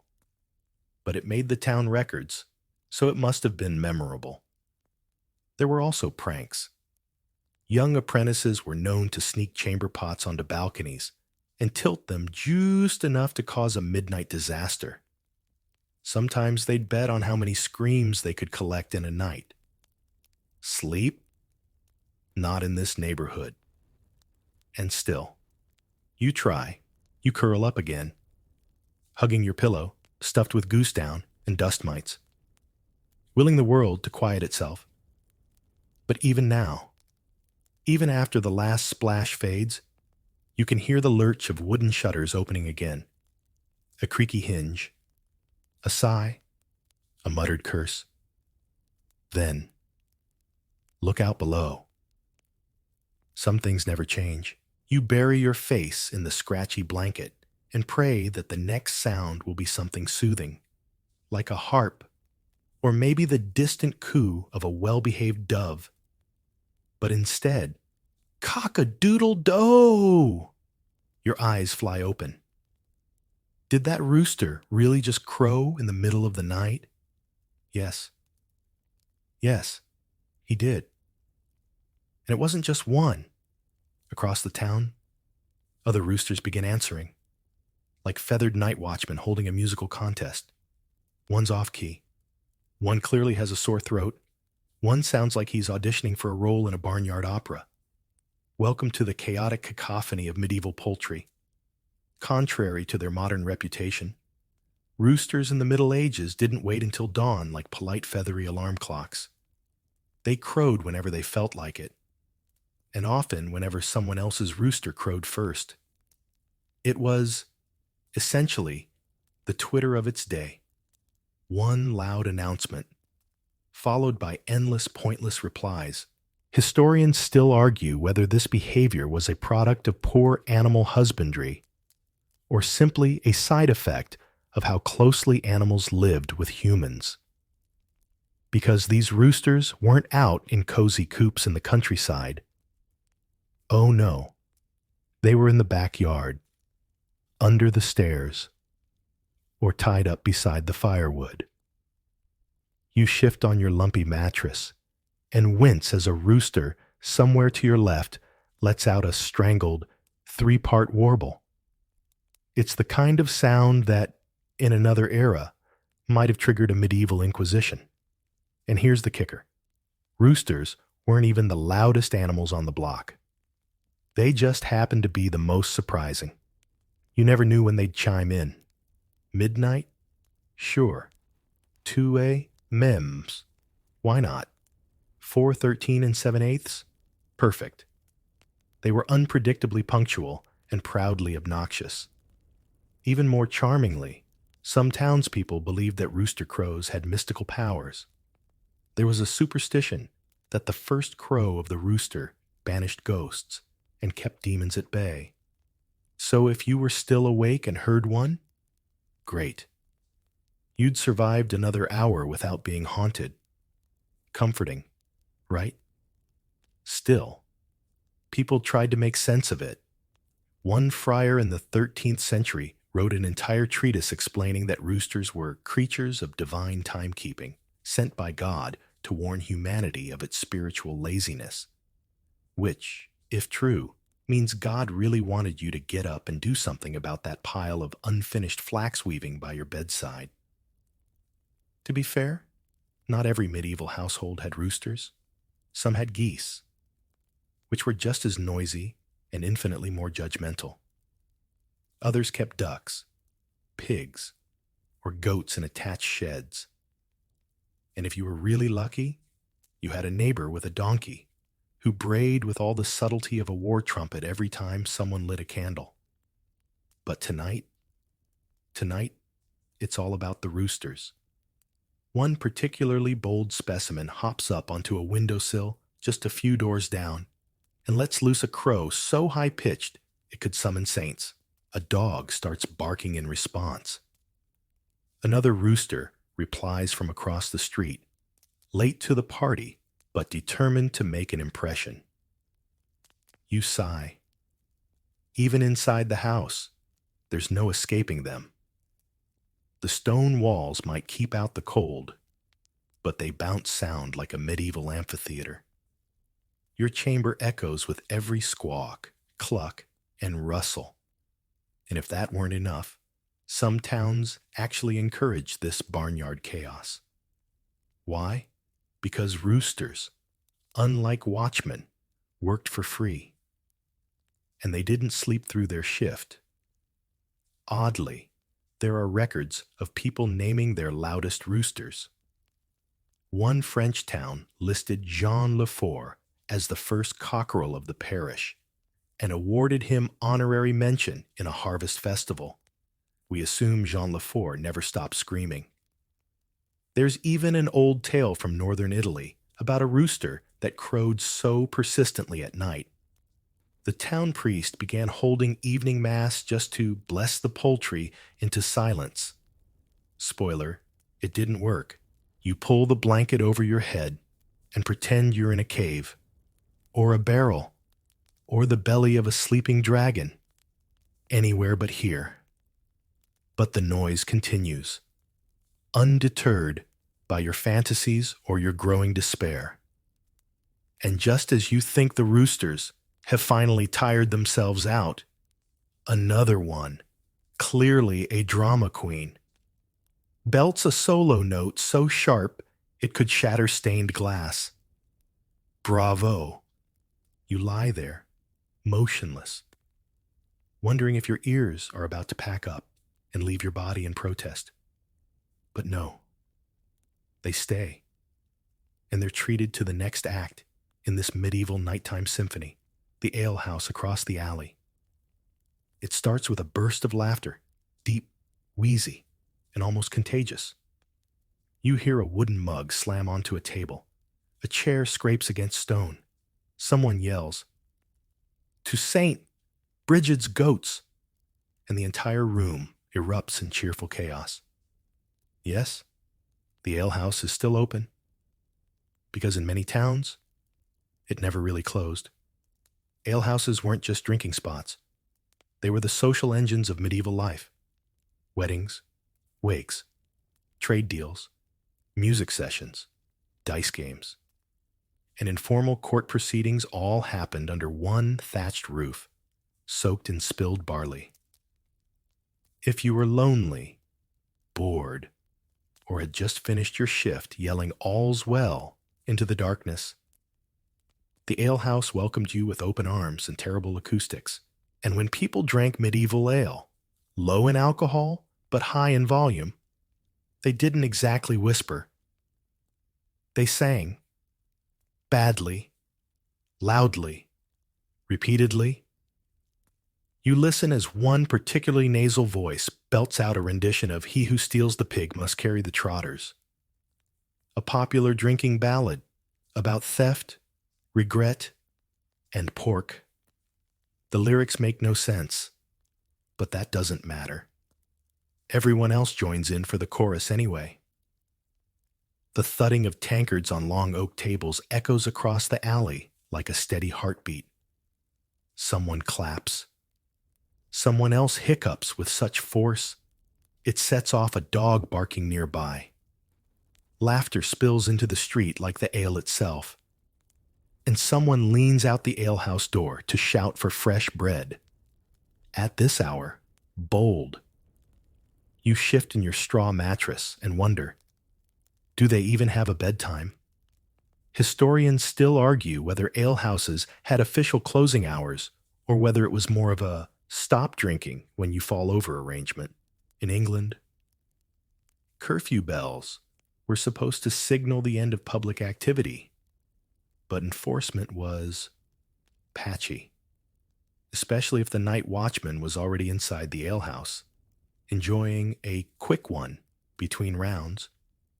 And what about the music?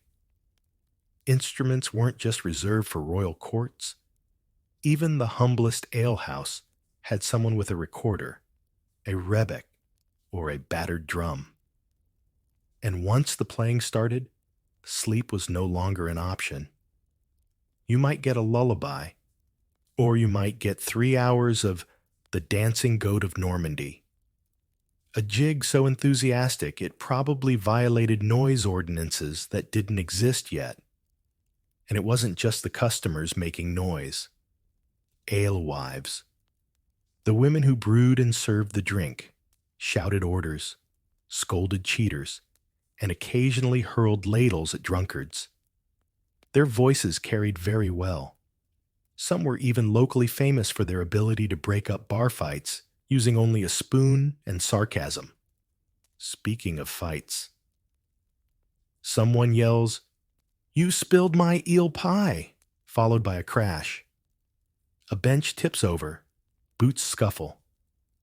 The music stops, replaced by shouting and the unmistakable thunk of someone's head meeting a low ceiling beam. No swords, just fists, elbows, and a firm belief that arguing about taxes at 2A is a worthwhile cause. You'd think people would stop going once they knew the risks of eel pie-based violence. But no, alehouses were warm, lively, and packed with stories. If anything, they got louder as the night wore on. You turn over, trying to use your pillow to muffle the noise. It doesn't help, because now the bard's back. He switched to a slower ballad about a goose who fell in love with a chimney sweep.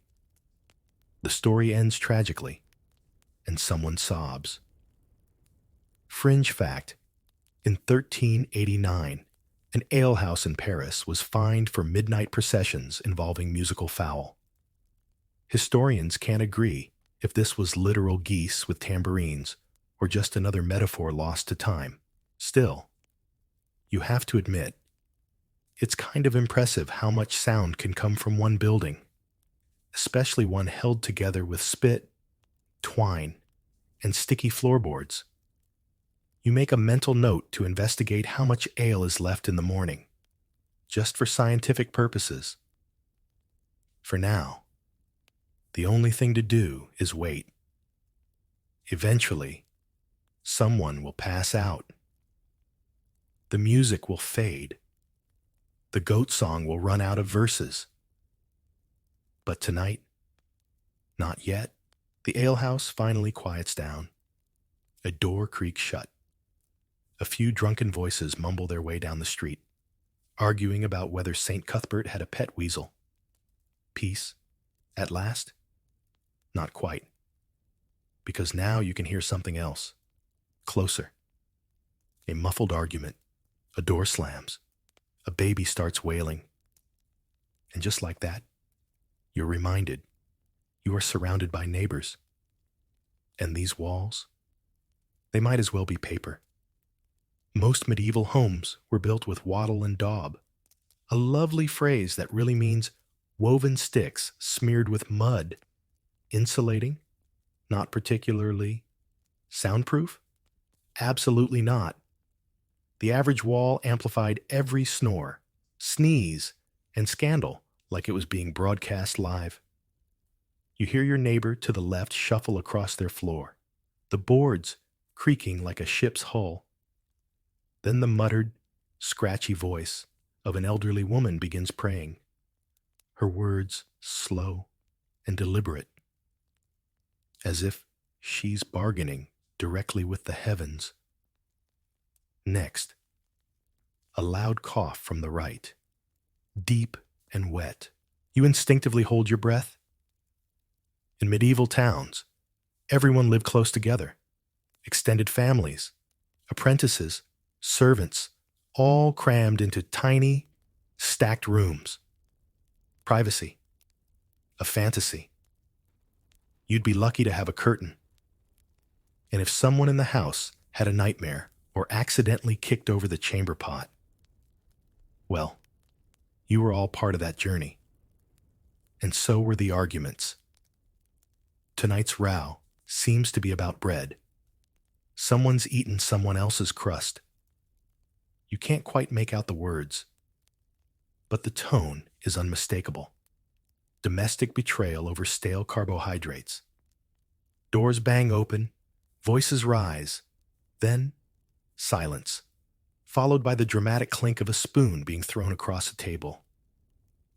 Historians still debate how common these nightly domestic dramas were, but they show up constantly in court records and folk tales. One 15th century London court document reads like the script of a sitcom. At the hour of darkness, Mistress Anne struck her cousin with a cheese wheel, whereupon he shouted treason, even without violence. Sleep was elusive.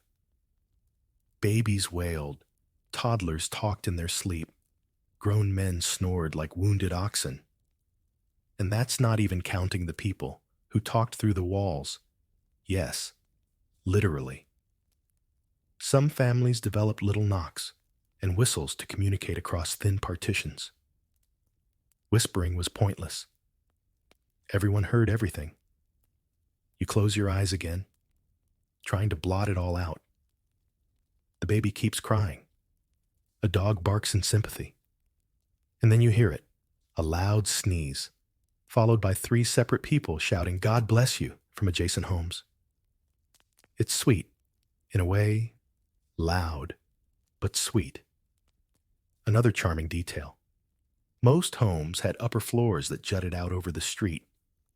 This meant your bedroom window might be inches from your neighbor's. Separated only by air and social awkwardness, entire romances, rivalries, and negotiations happen between people leaning out of windows at night, whispering or bickering like a medieval version of texting. And let's not forget the sounds of work. You'd think people stopped laboring at night. Not so. Bakers kneaded dough before dawn. Weavers fixed threads by candlelight. And on especially tense nights, someone might be sharpening something. That's what you hear now. A slow, rhythmic scrape of stone against steel. Probably a farmer prepping tools. Hopefully not your neighbor making a point. Then the coughing starts again. This time it's closer. You hear someone hawk and spit into a bucket. Not a great lullaby. You roll onto your other side, and the straw beneath you crackles like fire. Dust wafts up. You sneeze. The baby next door starts crying again. Someone groans. The truth is, sleep was communal. Or at least, noise was. One household's midnight baking could be another's alarm clock. Some towns even had shared sleeping spaces in inns or hostels where strangers slept side by side on long benches. You'd wake up with someone else's foot in your face and consider it a good night, and yet, no one seemed to expect silence. People talked through it, prayed through it, even composed lullabies for it, like the old rhyme, through clatter, clack, and chatter clear, let slumber find its way to ear. You breathe slowly, letting that idea settle. It's not about blocking the noise. It's about letting it blur, like waves, or wind or rain on a roof. Which would be lovely. If that dog didn't just start barking again, the dog keeps barking. You count the intervals. 4 barks, a pause, then 3 more. like some medieval form of Morse code, probably barking at a ghost, or a rooster, or maybe just his own tail. But you don't get the luxury of pondering, because now a new sound joins the nighttime orchestra, a low, distant bell. It tolls once, twice, then fades. A few moments pass. Then another bell rings from the opposite end of town, slightly higher pitched, slightly more impatient. And then comes a third, right outside your window. This is the curfew bell. In theory, curfews were designed to bring order to medieval life. Once the evening bell rang, fires were to be covered, shops shut, and all good citizens indoors. You'd think this would usher in peace and quiet, but no. It just marked the beginning of the pretend to follow the rules phase of the night, because after the bells faded, people got busy. You roll over and hear a thump, someone dragging something heavy, possibly flour, possibly a barrel of fish, possibly a relative. There's a clatter of pottery, followed by a burst of hushed laughter. Down the street, a door creaks open and two sets of footsteps dart out, quick and giggly. It's curfew, yes, but it's also when the secret lives of medieval towns truly began. Bakers fired up their ovens long before sunrise, and with no refrigeration, timing was crucial. If bread wasn't started during these quiet hours, it wouldn't be ready for the morning market. So the clang of trays, the puff of flour, the scraping of firewood, those were your lullabies now. And they weren't alone. Illicit lovers crept between homes under moonlight, using alleyways and shutters like private entrances. One 14th century diary even refers to moon chasing, a charming phrase for sneaking out to meet someone who makes your heart and your feet skip. You hear it now, a whispered shh, followed by a smooch and the unmistakable crash of someone stepping into a metal pail. Romantic. Historians still debate how strict curfew laws were across regions. In some towns, they were just gentle suggestions. In others, failure to observe curfew meant fines, stocks, or even spending a night in the local drunk tank, which was usually just a locked shed with hay and judgment. But for many, the curfew was a technicality, especially in homes where work and rest blurred. Tailors stitched by candlelight, brewers checked their vats, women did laundry under the stars. Yes, really. Cold water washes were often easier at night, when no one was using the well and no one cared how loudly you cursed at stubborn stains. And then there were the night strollers, those who simply enjoyed the dark. Some were poets. Some were thieves. Some were just insomniacs who didn't appreciate their neighbor's rooster situation. One famous example is Marjorie Kemp, a 15th century mystic known for wandering the streets at night in tears, loudly praying for souls. Locals got used to it. Mostly, tonight, you hear a group of young boys tossing pebbles at a shutter. A window flies open, and someone yells, "Go to sleep or I'll send the priest." A moment later, a pebble hits your wall. You sigh, roll over, and mentally count how many hours until sunrise. Then comes the real kicker, a knock on your door. Your heart jumps. It's not urgent, more of a polite tap. You stay still. A moment passes, then footsteps retreat. Likely someone looking for the apothecary, or the midwife, or directions to the nearest eel vendor. Even in the dead of night, medieval towns had a pulse, and occasionally, that pulse stumbled into your doorstep. Some cities employed night stewards who were allowed to enter homes in emergencies. if your chimney was smoking, if your pigs had escaped, or if someone inside had been screaming, the steward might come check, ideally with backup and a lot of keys. But tonight's visitor is gone, and so is the baker. You realize his oven's cooled down, the couple in the alley silenced, the dog finally decided the ghost wasn't worth barking at. The curfew bell tolls one last time, like a weary librarian announcing closing time.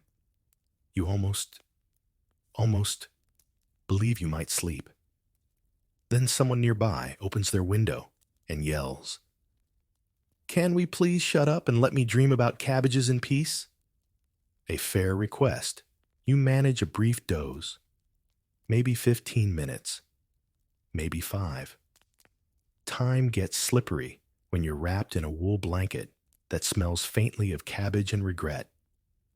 But peace is not on the guest list tonight, because now comes the clatter of hooves, the shriek of a goose, and the unmistakable crash of a barrel rolling downhill. You sit bolt upright. Stray animals. They're not just a daytime nuisance. They're the unpaid chaos agents of the medieval night. It starts with the geese. One of them honks like it's just seen a demon in the fog. Honestly, it probably has. Or maybe it is the demon. Then another joins in. Then 2 more. Suddenly, the whole flock is honking and flapping around the churchyard like it's auditioning for a poultry-based horror film. Geese were medieval burglar alarms. Seriously. Some towns encouraged residents to keep them tied near doorways, especially after dark. Loud, aggressive, and armed with beaks of fury. Geese were the original home security systems, but they didn't discriminate. They honked at burglars, cats, wind, each other, and at nothing at all. And tonight, they are on one. Next comes the pigs. You hear a snort, then hooves pattering through puddles. Someone nearby curses. A pig squeals, either in protest or delight, and barrels through a stack of firewood. Pigs often escaped at night, especially when fences were flimsy or doors were left ajar after curfew runs. Once loose, they ran wild, foraging through trash, knocking over carts, and, in one famous case, in 1379, eating an entire side of cheese someone left cooling on a windowsill. Justice was swift. The pig was arrested. Historians still argue whether these animals were free-range, by design, or simply due to bad luck. Some towns had bylaws requiring pigs to be ringed, leashed, or muzzled. But enforcement was lax, and pigs were crafty. You hear it now. Another squeal. Another chase. Someone yells, "Grab the pig's foot," and someone else replies, "You grab the pig's foot." Now add dogs to the mix. Not your modern indoor fluff balls. Medieval dogs were lean, scrappy, and fully employed, herding, guarding, hunting. But they were also loud. At night, they formed roving bark gangs, responding to every noise with a 10-minute concert. One barks, another replies, and soon the entire town echoes with canine commentary. Tonight, you recognize the bark of that one dog. You know the one. It sounds like it smokes, deep, raspy, full of existential dread. He's barking at something under a cart, possibly a rat, possibly a demon, possibly his own tail. The suspense continues. You haven't even gotten to the cats yet. They're quieter, sure, but also weirder. Yowling from rooftops, leaping between beams, knocking tiles loose with joyful chaos. Cats in heat held symphonies. If you've ever heard 2 midnight cats having a romantic disagreement, you know peace is off the menu. You hear it now. A long, tragic meow, followed by what might be feline opera. Then, as if summoned, a donkey brays somewhere beyond the alley. Loud, prolonged, majestic. Medieval townspeople expected this. Animals weren't just background noise. They were residents. Chickens under the stairs. Sheep tethered in doorways. A cow in the courtyard, mooing whenever the church bell rang because she thought it meant breakfast. There's even a recorded complaint from 1432 in Cologne where one woman accused her neighbor's rooster of singing psalms too early. The judge dismissed it, citing the natural exuberance of poultry. Meanwhile, back in your town, the barrel that rolled earlier has finally stopped. You hear someone trying to lift it. It sloshes. Probably ale. Possibly pickled turnips. Definitely loud. You hear chickens now. Someone spilled feed. The fluttering. The pecking. The angry squawks as two hens fight over a beetle. It's like a barnyard flash mob out there. And the townspeople. They sleep through most of it. Or at least pretend to. Because unlike you, they've spent a lifetime sinking their rest to this madness. Some even say it comforts them. Proof the town is alive, that everything's still in motion. You try to absorb that thought, to romanticize it, but then a goat screams, like really screams. And someone, bless them, shouts back from a window. It's a goat, not a ghost. Shut up. You chuckle? Just once. Because it's either that or cry. The goat finally quiets down, either out of boredom or because someone threw a shoe at it. You exhale, shifting in your straw bed once more, searching for stillness, but instead, a new sound creeps in. Bells. Not the watchman's bell this time. These are softer, more rhythmic, layered with chanting that floats through the cold air like incense you can hear. You sit up slightly, squinting through the window slats. In the distance, across the sleeping town, lights flicker in narrow windows of stone. A monastery, and inside, cloaked figures shuffle silently into the chapel. Monks, praying. Again, it's time for matins, the nighttime prayer that begins long before the sun even thinks about rising, depending on the order, Benedictine, Cistercian, or Augustinian. It might start at midnight, or some other hour chosen for maximum sleep disruption. This is not unusual.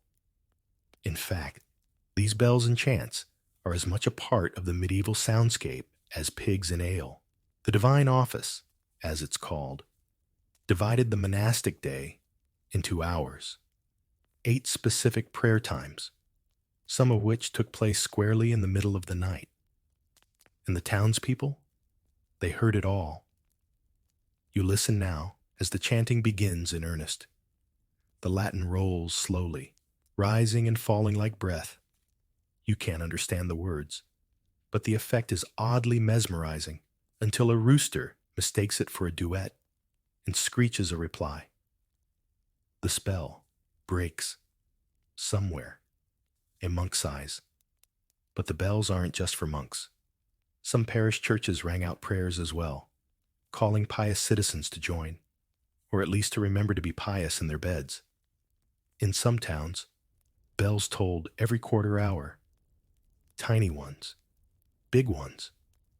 Bells with names and personalities. Bells that had jobs. Take Gabriel, a bell from a Flemish abbey, rung every night to guard the souls of those too weak to guard themselves. Historians still argue whether that was symbolic or if someone actually believed bells could fend off demons. Either way, Gabriel didn't miss a shift. And then there were the flagellants. You stiffen at the sound, faint singing, footsteps on stone, and a soft thwack. It's not loud, but it's chilling. These were groups, sometimes lay people, sometimes religious devotees, who walked through the streets at night, whipping themselves with leather cords to atone for sin. They sang hymns, they wept, and sometimes they wailed loud enough to keep half the town awake. Not every town allowed them. Some banned the practice entirely. But where it happened loudly and eerily. One witness in the 14th century described it as the sound of penance echoing between walls. Tonight, it's just the monks. You imagine them in their hoods, shuffling through the dim corridor by candlelight. No eye contact, no chatter, just chant after chant, the soft rustle of robes, and maybe one poor monk who's clearly trying not to fall asleep mid-psalm. You respect that. Monasteries weren't isolated fortresses. Many were nestled inside towns, side by side with cobblers and fishmongers. And because of their stone structures and high towers, their bells carried farther than almost anything else, cutting through fog, rain, and definitely your dreams. You shift again. The chanting continues. It's beautiful in a way, but insistent. You're not being asked to notice. You're being reminded of what? You're not sure. But the message is definitely coming with acoustics. Then comes the kicker. Someone starts ringing the Sanctus bell. It's smaller and faster, like a little spoon clinking against the side of your brain. You groan softly. The monks, of course, are serene. You are less so. Even outside the monastery, religion found ways to be noisy. Processions, relic festivals, street sermons. Any and all of it could occur after dark, and often did. In towns plagued by disease or drought, people held vigils, staying up all night to pray as loudly as possible until the problem either went away or became next year's problem. You've heard enough for one night. The chanting stops. The bell rings one last time. And in the distance, the cloister doors close with a soft thud. Silence. You wait. And then, bah. A lone sheep joins the conversation. Somewhere. A monk laughs. You almost do on too. Just when it seems the last bell has faded and the sheep has accepted defeat, another sound begins to swell from down the street, a sharp, rhythmic clang. Clang, clang. You groan into your blanket. It's not a bell, it's a hammer. Someone, apparently, has decided this is the perfect hour to forge metal. The blacksmith is awake. You sit up, rubbing your eyes. That unmistakable pounding continues. Metal against anvil, iron against steel. Each blow echoes with perfect clarity across the narrow alleyways. You can almost feel the vibrations tickling the soles of your feet. This isn't random insomnia. Medieval blacksmiths often worked through the night, especially when urgent repairs were needed. Horseshoes before a long journey. Tools before harvest, or, more dramatically, weapons before a raid. And if a storm had passed through, as it sometimes did, people rushed to fix what the wind had destroyed. Shutters, hinges, wagons, and pride. You hear the hiss of water hitting hot iron, followed by a brief pause, then another strike. And here's the twist. It's not just one blacksmith. In larger towns, there might be several forges, sometimes working in coordination. They staggered shifts to meet demand. The forges glowed like fiery eyes in the dark. Sparks danced like fireflies. And you tried to sleep next door. Historians still debate whether these all-night sessions were typical or only triggered by emergencies. But numerous records show guilds allowed and regulated night work, provided it didn't involve shouting, quarreling, or setting fire to things. Reasonable. You hear the bellows now. A deep, whooshing inhale of air, like the forge itself is sighing. Then the glowing hiss again. Then the hammer resumes, a little faster now, as though its wielder is racing the sunrise. But it's not just blacksmiths working tonight. You catch the hum of a wheelwright's lathe, a long groaning squeal as wood turns against a blade, possibly next to the tannery, because that sharp, sour scent wafting in is unmistakable. Boiled cowhide. Medieval towns did not believe in zoning. Trades clustered wherever they fit, meaning blacksmiths might be next to bakers, and tanners next to schoolmasters. You hear footsteps now, hurried, booted, purposeful.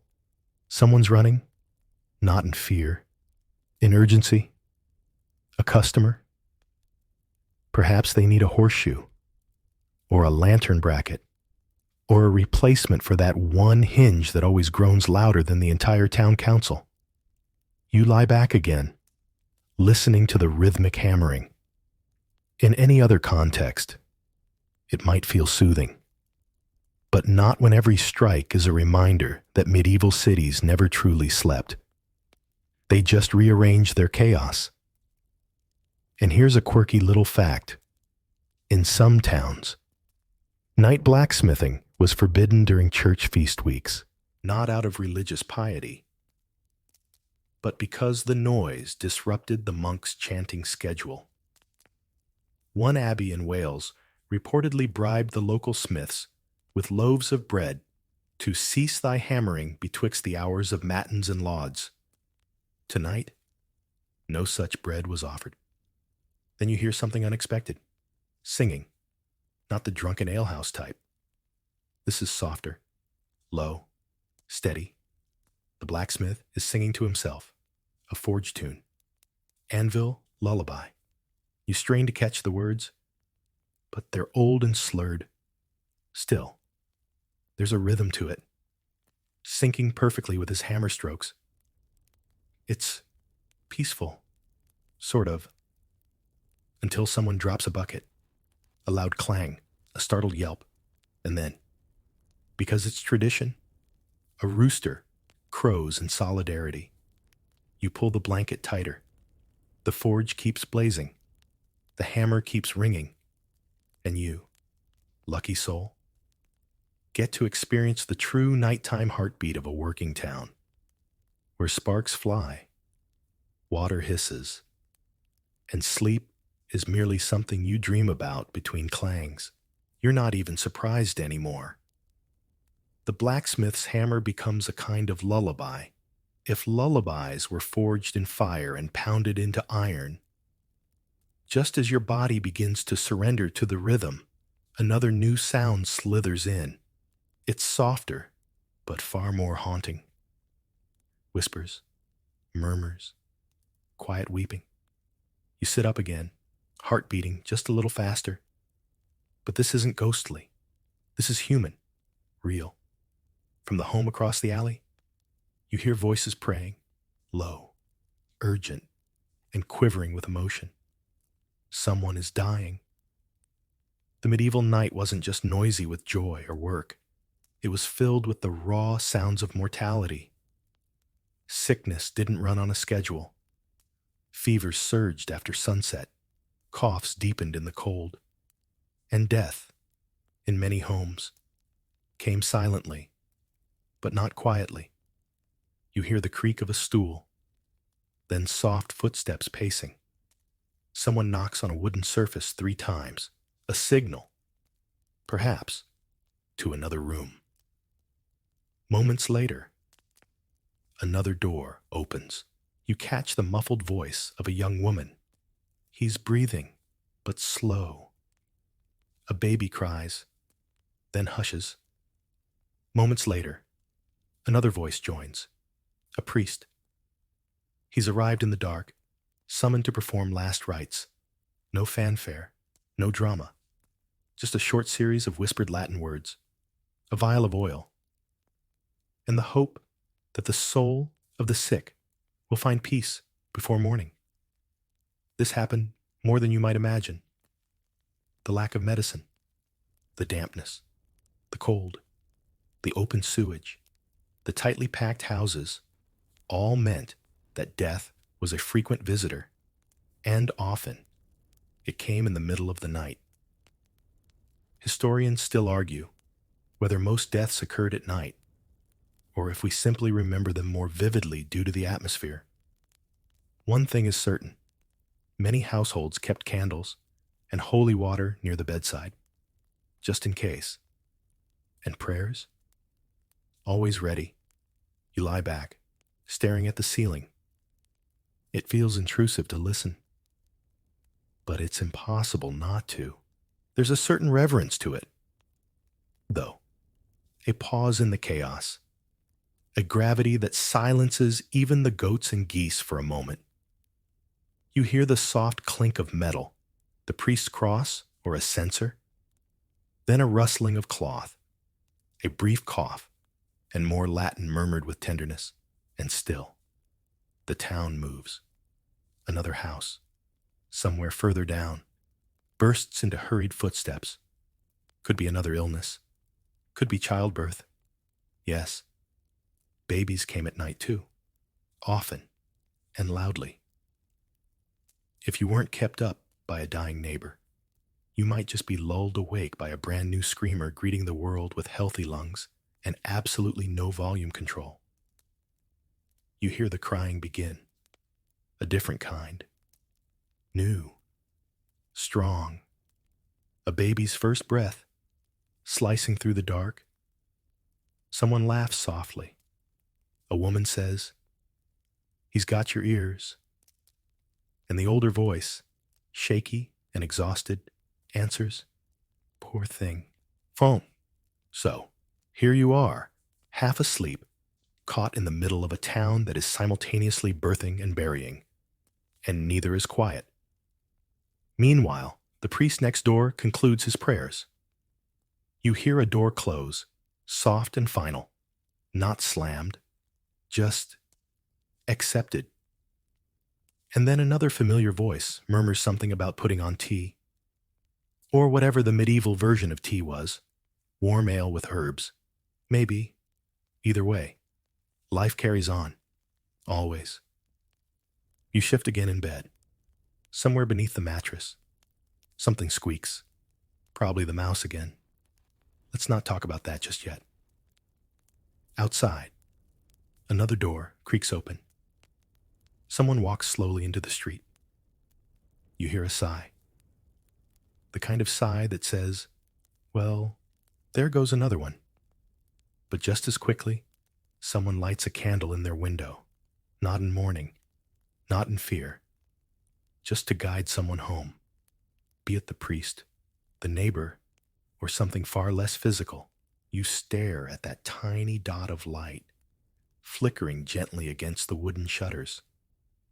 You imagine the people inside, their tired eyes, their hushed voices, the simple act of being awake together.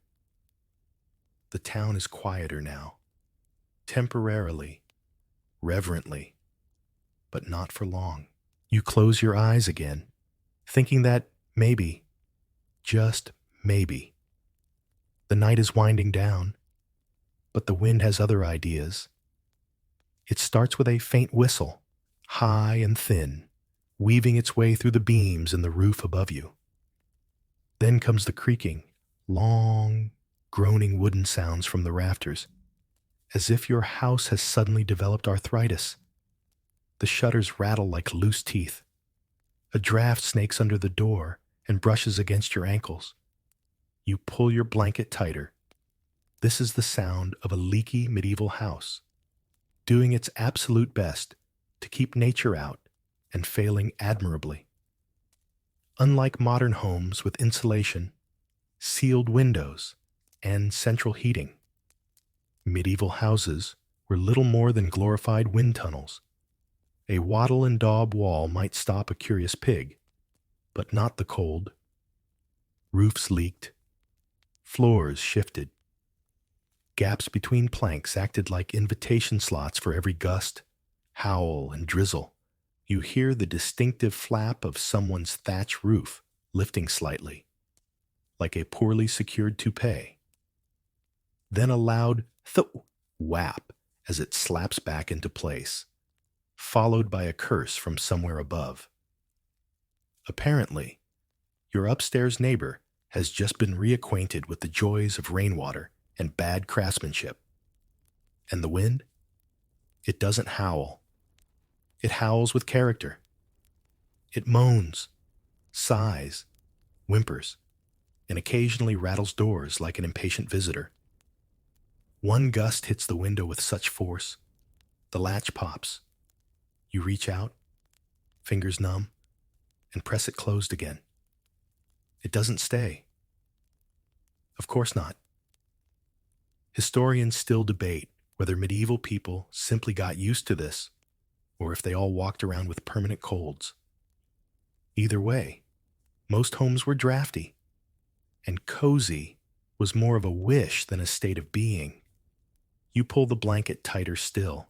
Even indoors, the wind brings its friends, the shutters, which clatter like bones in a sack, the floorboards, which creak with every temperature drop, and the rafters, which shift just enough to suggest ghosts are rehearsing a stage play above your head. And then there's the rain.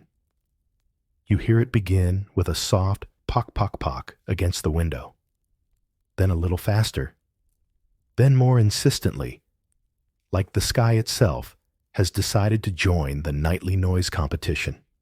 Soon, it becomes a steady drumbeat against the thatch, not unpleasant, but entirely uninvited. Except, wait, that's not just rain, that's dripping. You look over to the far corner of your room, where a familiar dark spot begins to widen across the ceiling beam. A drop falls. Then another. A small splash echoes in a metal bowl, already in place from the last leak. You consider moving the bowl to a better spot. You don't. The bowl is winning tonight. In wealthier homes, tiled roofs offered better protection, but even those weren't perfect. Tiles slipped, mortar cracked, and in storms, birds nesting in the eaves added their own screeches to the stormy choir. A gust of wind blows the church bell slightly. It rings once, accidentally. You hear it echo across the town, waking at least 2 dogs and a cat. The cat meows exactly 3 times. The dog responds. A goose chimes in, just for fun. Meanwhile, someone tries to close a shutter in the house next door. They fail. The shutter slams open again, as if mocking them. Then you hear it. The scream of someone stepping in a puddle. Indoors. A pause, a very quiet sigh, followed by the unmistakable sound of them just giving up. But here's a quirky twist. Some medieval people loved sleeping in stormy weather. It was considered spiritually symbolic, cleansing, powerful, full of divine metaphor. One monk even claimed that thunder during matins shakes loose the sins of the day. He probably also had a dry cell. You try to embrace that thought, the rain as penance, the wind as a whispered prayer, the puddle as, okay, no, still annoying. But there's a rhythm to it now, a pattern. The creaking beams, the dripping bowl, the whistle under the door, like a symphony of minor keys, conducted by your roof. You sigh. The night isn't ending yet, but maybe it's learning how to hum, just as you settle into the idea that the weather might lull you to sleep, maybe even soothe your overstimulated medieval ears. You hear it. A voice, Not shouting, not chanting, not praying, preaching, slow, deliberate, and loud enough to be heard halfway to Tuesday. You groan softly and sit up, again, because it's another treasured addition to the medieval nighttime playlist, The Street Preacher. These weren't always ordained clergy. Often, they were eccentric wanderers, self-proclaimed prophets, or local zealots convinced they had been chosen by divine revelation, a dream, or possibly bad fish, to spread a message. And they did so with gusto. You peer out through a cracked shutter and spot a lone figure pacing slowly down the alley, gesturing wildly with one hand and holding a small wooden cross in the other. His robe is tattered, his sandals make slapping sounds against the wet stone, and he's talking to absolutely no one and absolutely everyone. Hooray for the sins of the butcher, the pride of the cobbler, and the goose who refused the holy grain. I say, repent. A cat darts away. A dog lifts its head, unimpressed. You lie back down. Street preachers often emerge during times of uncertainty, plague years, crop failures, comet sightings. Any night that felt eerie or unsettled might draw one into the streets to deliver a sermon at top volume, usually accompanied by some very questionable theology. One 15th century woman from York declared herself the bride of Saint Sebastian and wandered town squares shouting wedding vows to the wind. Another in Milan stood outside the baker's quarter every Thursday night, reciting a sermon about how yeast symbolized sin. Historians still argue whether these people were tolerated, celebrated, or gently escorted home.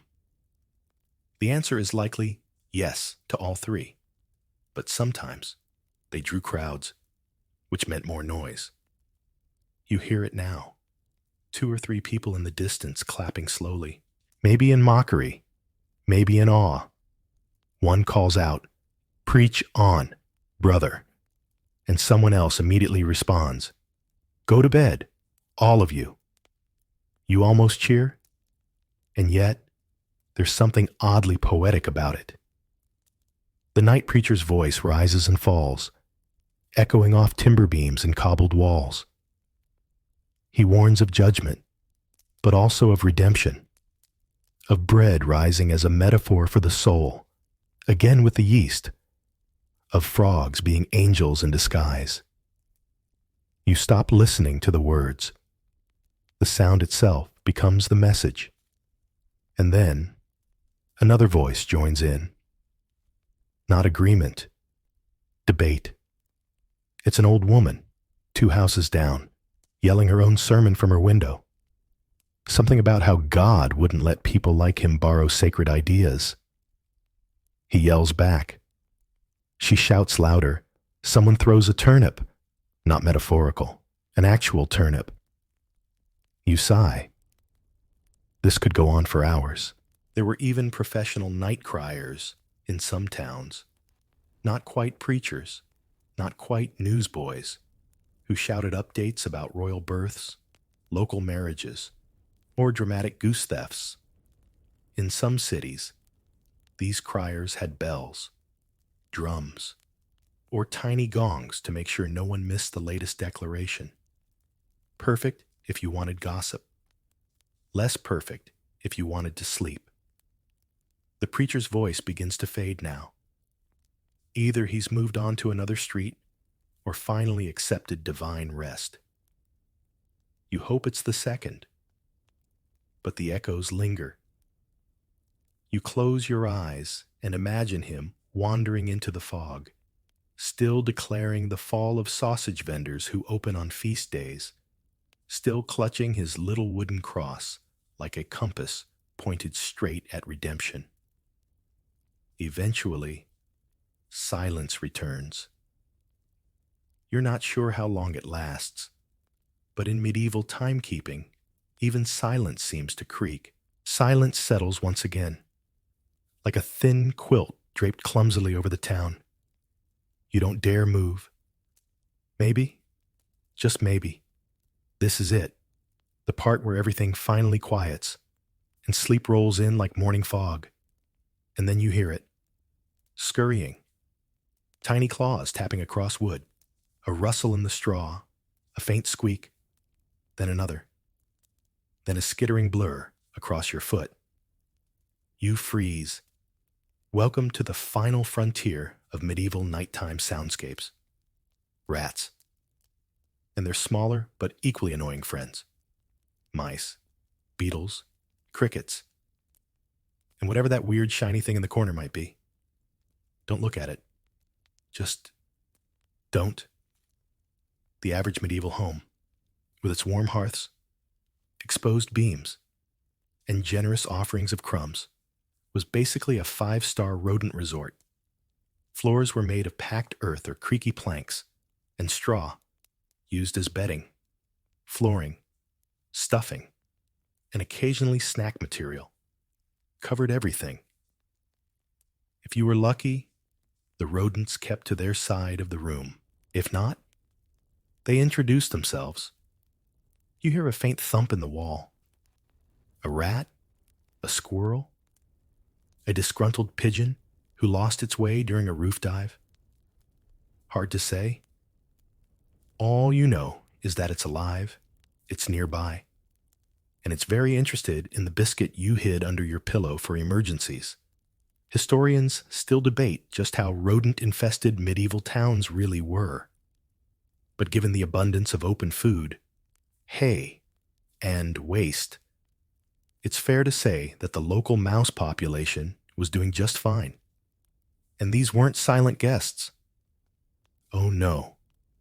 You hear one now, scratching, not hard, not frantic, just a slow, deliberate rhythm, like it's writing poetry into the baseboard. Then there's the floor. Medieval floors were rarely solid, even in stone houses. The top level might be made of wooden planks or thatch, perfect for pests to explore. Below your feet, you hear more movement, a muffled bump, someone's cat chasing something, or maybe someone's dinner chasing the cat. One of them hisses, the other retaliates with a pan. You try not to imagine it, but the real masterpiece, the straw mattress itself. Every time you move, it crackles, not softly, but with the enthusiasm of a bonfire. Every twitch of your body sends whispers of sound through the room, and in return, you hear the skittering paws. They're listening, too.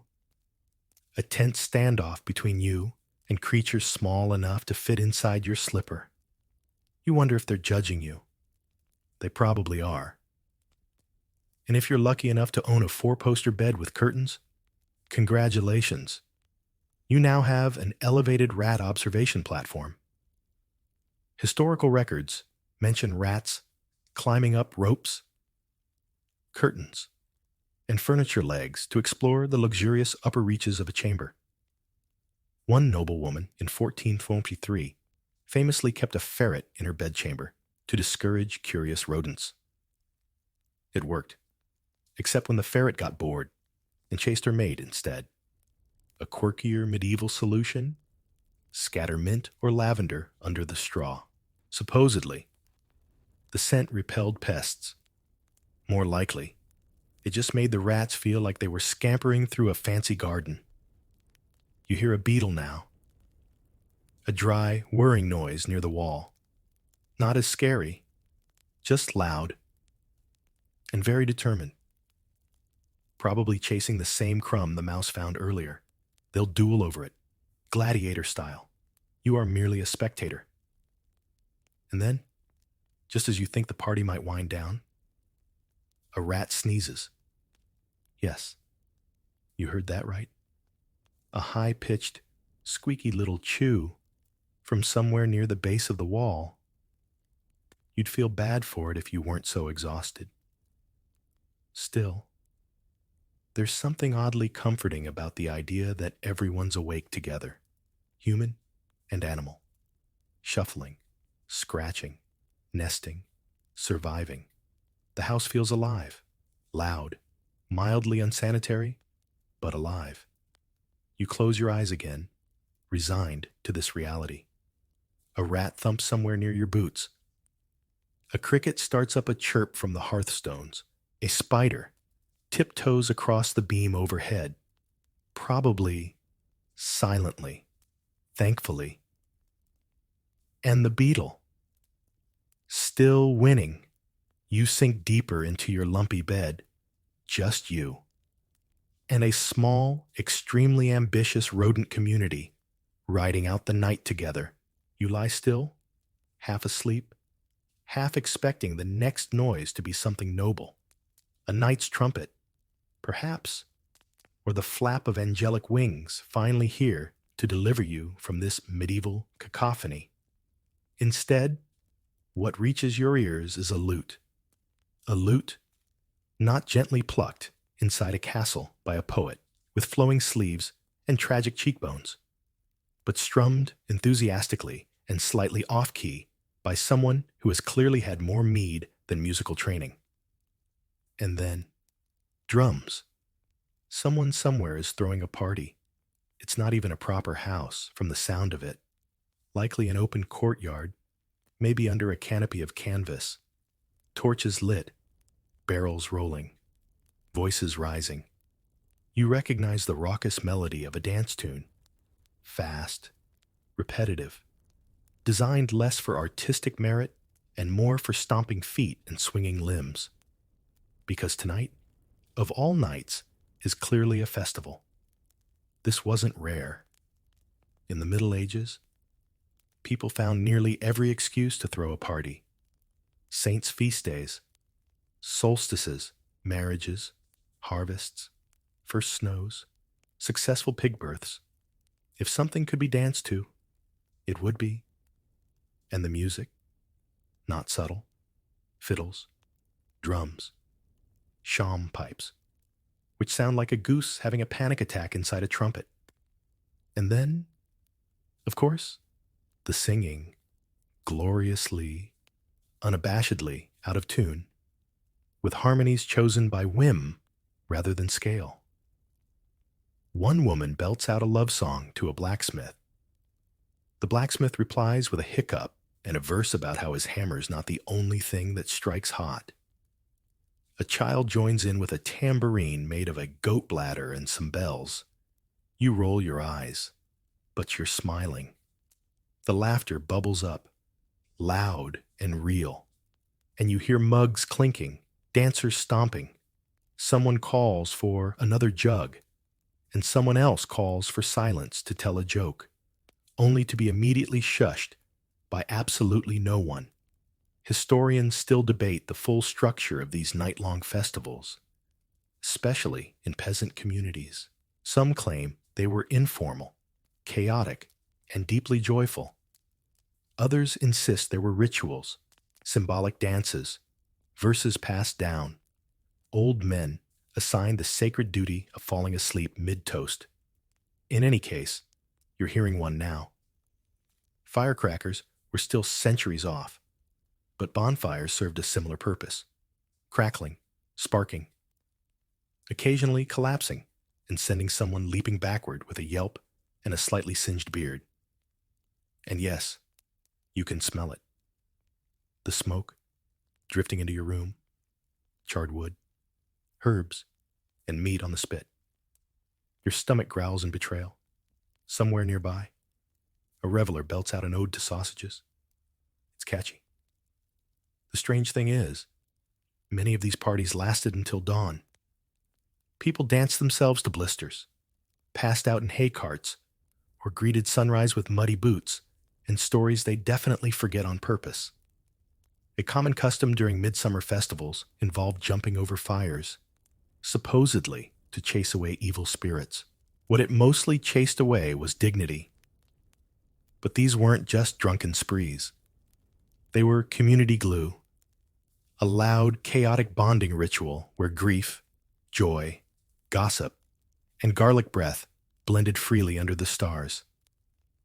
And if you couldn't sleep, you at least felt less alone. You listen now to someone playing the lute again. This time, a slower tune. Still off key. Still heartfelt. A lullaby?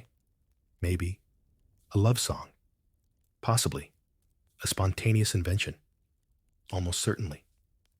One voice breaks through the crowd. One more dance. Then I swear we'll go home. Liar. You roll over and press your face into the blanket. A tambourine jingles. A donkey brays. The dancers cheer.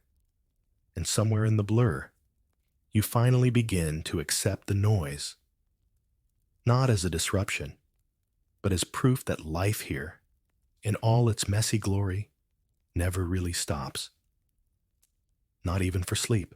The party slowly fades, like a candle nearing its end. The drums grow softer. The lute falters, stumbles on a chord, then ceases altogether. One last cheer bubbles up, ragged and breathless. A mug drops. Then finally, silence. Not absolute, not clean, but the kind of silence that follows exhaustion. The kind born of people too tired to be noisy anymore. You turn over one last time, bones aching from a straw mattress that was never designed for comfort. Your ear catches every little remnant of the night. The creak of a shutter still swinging loose. The whimper of a dreaming dog. The faint snick of a latch being fastened. All familiar now. Almost friendly. But just as your breath starts to sink with the rhythm of sleep, something flickers at the edge of your consciousness. It's not a noise this time, not external. It's inside your head. Because even after the town goes quiet, the dreams don't. A door creaks in your imagination. Footsteps you didn't hear before echo in your mind. You see a shadow, not real, not now, but something remembered, something shaped by the 1,000 noises you endured tonight. In the Middle Ages, dreams were not personal. They were messages, omens, visions. Every sound you heard could burrow into your unconscious and come out as a symbolic goat chasing you through a cathedral. Nightmares were expected. Some even planned for them, sleeping with charms, crosses, or the occasional dried frog in a pouch under the pillow. True story, multiple cultures, no refunds. You're not sure what your dream will hold, but medieval people spoke often of night demons, spirits that sat on your chest, whispered in your ears, and made sleep feel heavy. Strange. One French peasant described hers as a squirrel with a bishop's hat, cackling on my windowsill. Another swore her nightmares began when she heard distant laughter, as if some spirit was watching through a crack in the roof. You shift uncomfortably. You're not superstitious, but it's hard to ignore how the noise, all of it, has imprinted itself on your nerves. A rooster crows again. Just one. Just to make sure you don't forget who's in charge. A bell rings. Faint and accidental. And then, nothing. This is it. The town sleeps, or pretends to. You imagine the layers of it now. Families wrapped in blankets. Some murmuring prayers. Some already snoring. Some listening. Just like you. To the echoes of the night playing back in their heads. You hear someone breathe. Slowly. Steadily. In the house next to yours. Then another breath. And yours joins theirs. The same rhythm. Not peace. Exactly. But a truce. And so the night begins to fade. The noise that defined these hours, the laughter, the bells, the barking, the whispers, the strange, off-key serenade to sausages, all slips into the edges of memory. They soften now, becoming background texture, like dust in morning light or ripples on a pond. You feel your body sink deeper into the lumpy mattress. the ache of straw pressing back against your shoulders, your legs, your thoughts. Even the wind seems to have run out of stories. The shutters still sway, but only as a habit, not a warning. Outside, the first hints of dawn creep quietly over the rooftops. No trumpets, no chorus of angels, just a slow blue unfolding across the sky. A rooster starts to crow again. Of course he does, but softer now, almost tentative, like even he's tired of hearing himself. The fire in the hearth is little more than ember and ash. The smell of smoke lingers, faint and grounding. You let it hold you. Like a woolen cloak, someone gently tucks around your shoulders. No more clanging from the forge, no more festival drums. The baby has finally fallen asleep. Even the rats are still. And in this delicate quiet, you realize something simple. The medieval night was never silent, but it was alive. A patchwork of stories stitched together with straw and noise and candlelight. And somehow, in the middle of it all, you found your way to rest. So go ahead, sink deeper, breathe slower. Let the town watch over itself for a while. It's your turn to drift. Good night, and sweet dreams. Why medieval hygiene was hilariously bad. We're slipping into something not so clean, not just metaphorically, either. You're walking down a cobbled street in a medieval town, and the first thing that hits you isn't the sight, it's the smell. A blend of damp wool, barnyard funk, wood smoke, and something that may or may not have once been soup. Spoiler, you probably won't survive this without holding your nose. Because tonight, we're diving nose first into the hilarious, bewildering world of medieval hygiene, where bathing was suspicious, dirt was political, and soap was a maybe. You pass a small wooden sign hanging from a creaky post. It shows a naked man sitting in a tub with steam curling around him. A bathhouse, right? You'd think medieval people bathed often, given how central these places were in towns. But here's the truth. Many people in the Middle Ages thought too much bathing was dangerous. Yes, water could make you sick. The idea was that warm water opened your pores, and with those open pores, all the bad stuff in the air, miasmas, demons, cold drafts, could sneak right into your bloodstream and cause death by being too clean. Doctors advised caution. A warm bath? Maybe once every few months? 2 in a week? Absolutely not. Unless you were nobility and trying to show off your tub made from imported oak. So, you ask, what did people do instead?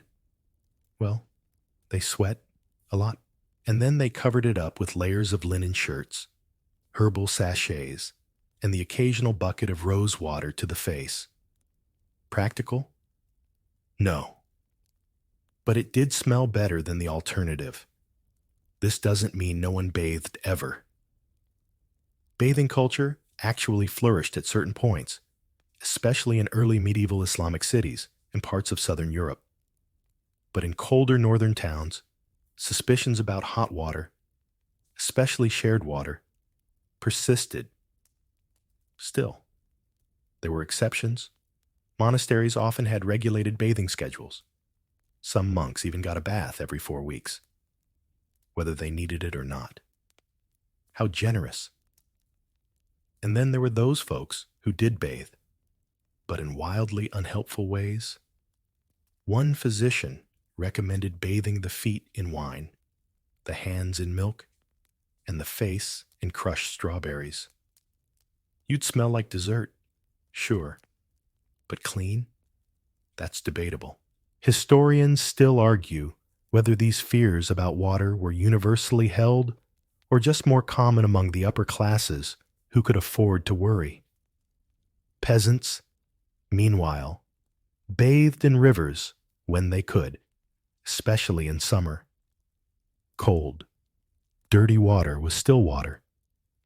And when the pigs used it too, well, everyone shared. You stop in front of a bucket left outside a door. It's filled with cloudy, lukewarm water and floating herbs. Lavender, maybe, or nettles. It's someone's version of a quick wash. They'll splash their face, rub their hands, and call it a good day. Is it effective? Not really. But it's better than licking your palms and calling it skincare, which, disturbingly, was also a thing. One friar even wrote that to touch holy water is to be made clean. That's symbolic cleanliness. My friend, your armpits, sadly, didn't get the memo. A few brave souls believed in the full-body soak, but even they approached it cautiously. Some towns had communal tubs, massive wooden barrels where multiple people bathed at once. They called it socializing. You might call it soup. And when baths were taken, it wasn't quick. Buckets had to be filled. Wood burned for heat. Herbs added for healing. And finally, people climbed in, usually the father first, followed by the rest of the family in descending age.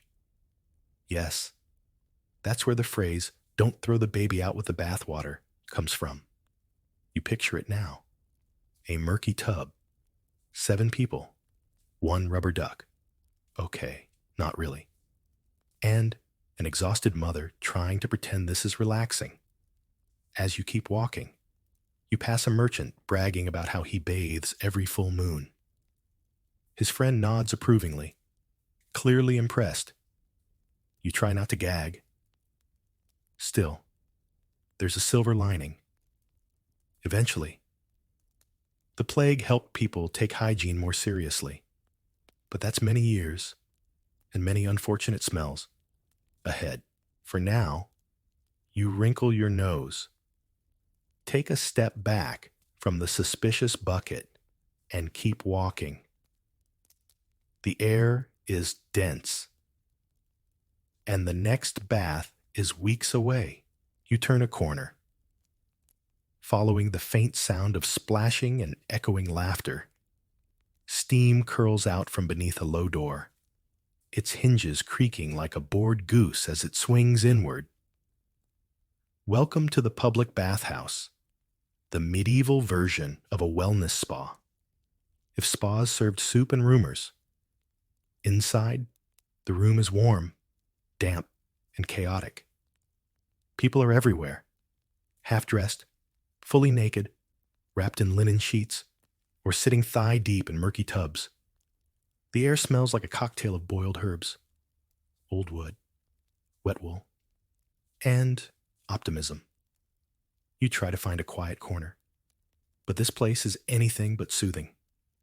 Bathhouses were social centers, places where people didn't just wash. They gossiped, did business, flirted, plotted, and occasionally threw soap at each other. The typical bathhouse had several rooms, a changing area, a hot room with a furnace, and the bathing area itself. The floors were often covered in straw to soak up water and various accidents. Candles flickered in iron sconces. Wooden tubs lined the walls. And the acoustics? Perfect for eavesdropping. You sit near a steaming vat and listen in. A baker is arguing with a shoemaker over who owes whom more ale. A woman sighs deeply and asks if anyone has seen her second-best slipper. Someone giggles behind a screen and splashes deliberately. Here's the hilarious part. People often bathed together. Men and women.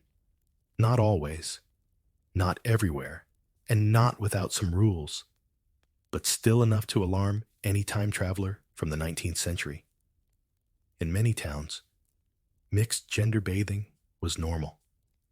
You might come here with your spouse, your neighbor, your landlord, or your landlord's extremely chatty sister. This, predictably, led to complications. Historians still debate how pure these spaces really were. Some argue they were innocent, hygienic get-togethers. Others point to the fact that many bathhouses doubled as venues for extracurricular activities. At minimum, everyone saw everyone else's knees. Still, for many medieval townspeople, this was the cleanest they'd ever be. You paid a few coins, maybe tipped the bathmaid, and dunked yourself into a tub that had been used 6 times already that afternoon. Ah, freshness. Soap? Sometimes, in wealthier areas, oily black soap made from animal fat and ash was available. It stung your eyes and left you smelling like a roasted dinner, but it technically cleaned things. Others used sand, bran, or even crushed seashells to scrub their skin. Exfoliation before it was trendy. You hear a woman loudly claim that her cousin once bathed so long she turned into a raisin. A boy nearby proudly announces he can hold his breath in the water longer than the priest. Someone throws a wet towel and hits the door. It doesn't open again for 10 minutes. Bathhouses weren't universal. In places like England, many were closed down during outbreaks of plague, accused of spreading disease. But on the continent, in Germany, Italy, even parts of the Middle East, they thrived. Some bathhouses had food service. Yes, you could literally order dinner while soaking with a dozen strangers. Soup, sausage, ale, a full meal with a side of wet elbows. The idea of bathing as a treat, not just a chore, was real. People celebrated bath days. Wealthy couples rented private tubs and lit perfumed candles. One chronicler described a bathhouse feast where musicians played as people soaked. It sounds romantic until you realize the acoustics amplified every slosh, sneeze, and toe cramp. And sometimes, bathhouses were political. You might overhear merchants setting grain prices, nobles arranging land deals, or midwives trading tips. The bathhouse wasn't just about skin. It was about status. Who you bathed with mattered. You glanced down at the tub closest to you. The water is cloudy, tinged with something green. A man climbs out, water streaming from his tunic. He gives you a thumbs up and says, "Still warm from the mayor." You politely decide not to get in. Steam swirls around you, blurring outlines and voices. Somewhere, a man starts singing, off-key, passionate, possibly about turnips. The candlelight flickers, the noise continues, and you can't help but wonder, maybe, just maybe, these bathhouses were cleaner than the streets. But somehow, not by much, you step back out into the cool night air, damp from steam and scandal, only to realize that your mouth feels furry, not from a nap. From the medieval dental situation, you rub your teeth with your sleeve. It helps. Barely. Because as it turns out, oral hygiene in the Middle Ages was wildly inconsistent, occasionally clever, and often terrible. You pass a tanner chewing thoughtfully on a stick. No, he's not bored. He's cleaning his teeth. This is a chew stick, a slender twig with a frayed end. It works like a toothbrush if you squint, or if you've never seen a toothbrush in your life. People gnawed on these sticks to scrape plaque away, freshen breath, or just feel like they were doing something. And in fairness, it kind of worked, especially when the twig came from an aromatic plant like willow or licorice root. Bonus points if you didn't accidentally chew something poisonous.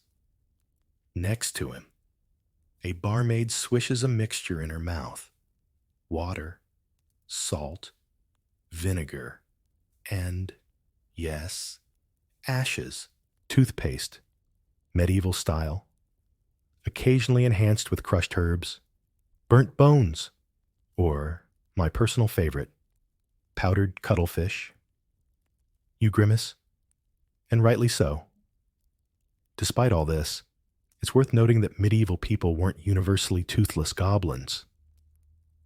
In fact, many skeletons from the time show relatively decent teeth, especially among peasants, who didn't have access to the sugary diets that would later rot through noble jaws like hot knives through butter. But don't celebrate just yet, because toothbrushes as we know them, not a thing. People rubbed their teeth with rags, fingers, or bits of cloth soaked in wine or lye water.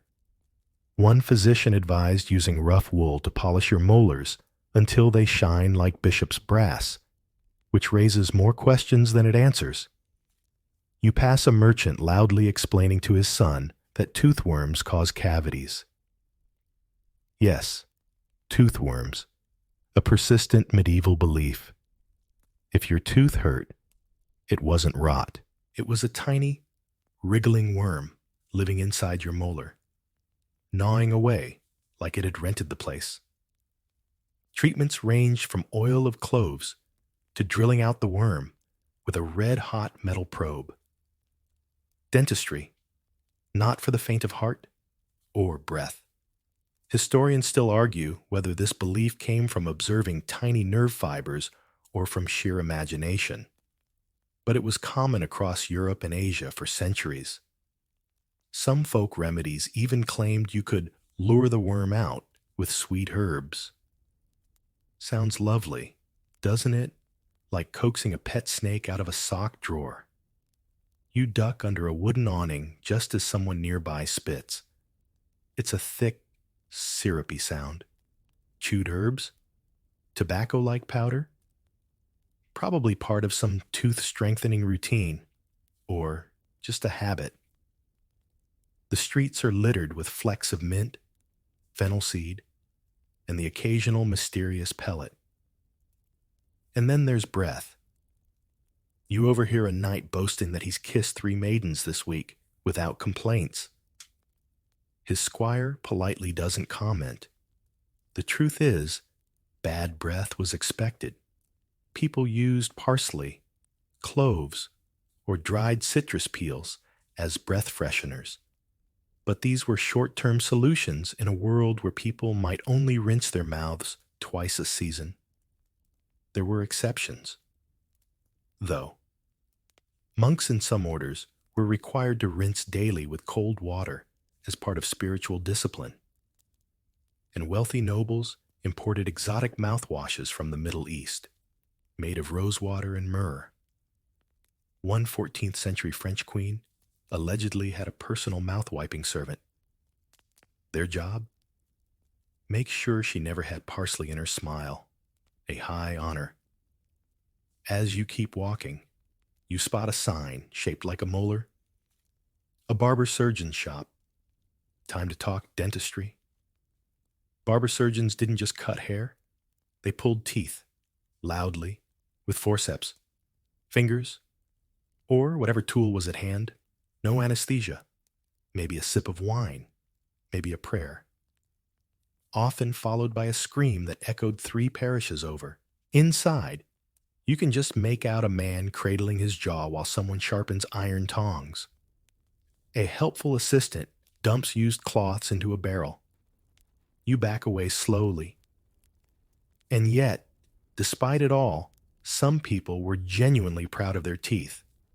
Smiling was a sign of health. People posed in paintings with modest grins and heavily edited mouths. One poet wrote a love sonnet to a woman's ivory smile. We assume he never saw her after garlic night.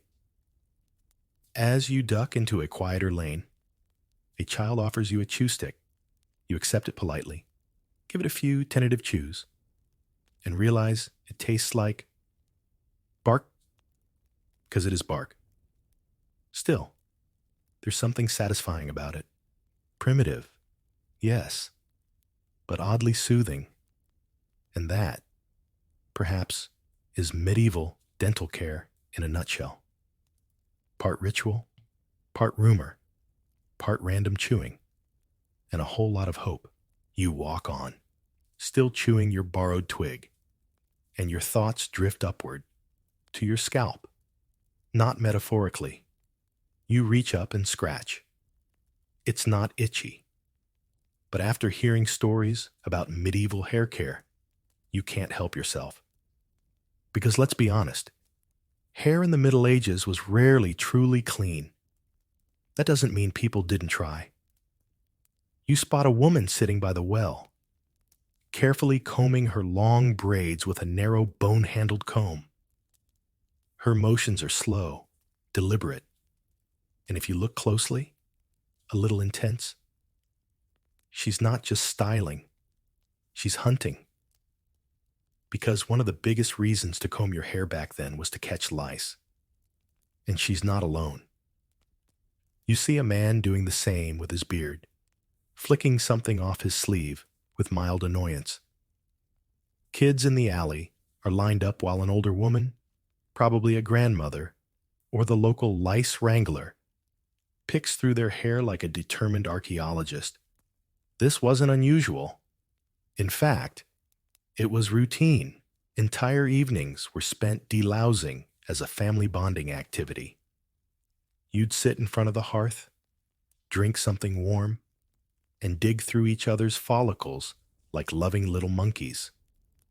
Historians still argue whether lice were simply accepted as a fact of life or actively despised. Evidence suggests both.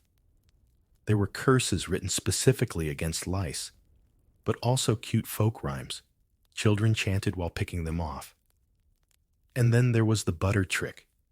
Yes, butter. People believed that rubbing warm butter into the scalp helped suffocate lice, or at least made your hair smell like something delicious enough to distract everyone from your scratching. Some went further and added ashes, vinegar, or even urine to the mix. And if you're thinking, surely that was rare, let me reassure you. A 13th century hair care recipe literally recommends a paste of goat's milk, garden sage, and warmed bladder wine. No notes. Perfect. You pass a group of laborers laughing around a fire. One woman dips her fingers into a pot and rubs something into her scalp.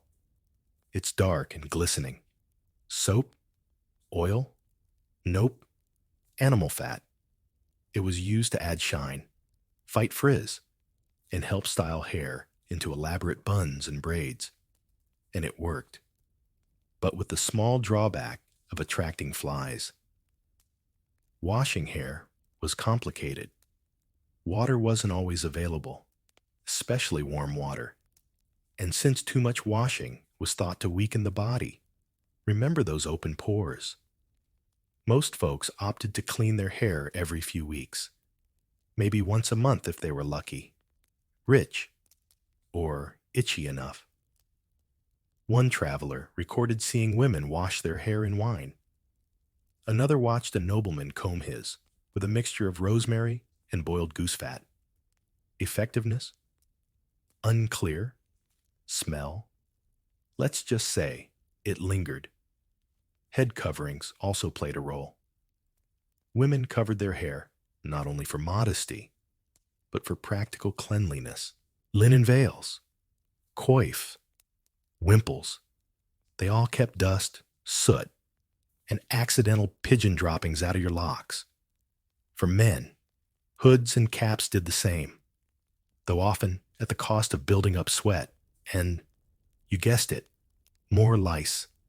You pass a boy with hair so stiff it could hold spoons. His mother's proudly explaining her homemade styling blend: honey, ash, and egg yolk. He shrugs and lets her brag. His bangs do not move. In monasteries, monks had their heads shaved into tonsures, partly for religious reasons, partly for hygiene. No hair meant fewer lice. Unless, of course, the lice just moved to your robe. In one funny case, a monk in France was scolded in writing for anointing his bald spot too luxuriously, having used 3 different oils and a sprig of mint. The abbot was not impressed. You step into a side alley and notice a young girl pouring herb-infused water over her sister's head. Basil, lavender, rosemary, anything to mask the smell of infrequent washing. The result? A damp child who smells like a garden salad and can't stop giggling. And what about beards? Those got their own treatment. Men oiled them, braided them, sprinkled them with ground clove, or even tucked flower petals in during festivals. One bard was reportedly arrested after hiding a pigeon egg in his beard as a joke. The pigeon was not amused. You sit for a moment on a low bench, scratching your head again, not from lice, but from awe. Hair care in the Middle Ages was a wild blend of superstition, necessity, and blind experimentation. And yet, there was pride in it, ritual, family, even creativity. You look down at your reflection in a shallow puddle. Your hair's windblown, your face smells faintly of elderflower and barnyard, and there's possibly butter on your collar. But you've never felt more historically accurate. You get up from the bench and start walking again. But something in your stomach twists. Not dread, not illness. Just a quiet realization. You're going to have to use the bathroom. Which means it's time to face the darkest corner of medieval hygiene. The one that nobody wants to talk about, but everybody had to deal with. The infamous, the dreaded, the gloriously primitive medieval privy. You glance around. There's no WC sign, no charming little outhouse with flower pots.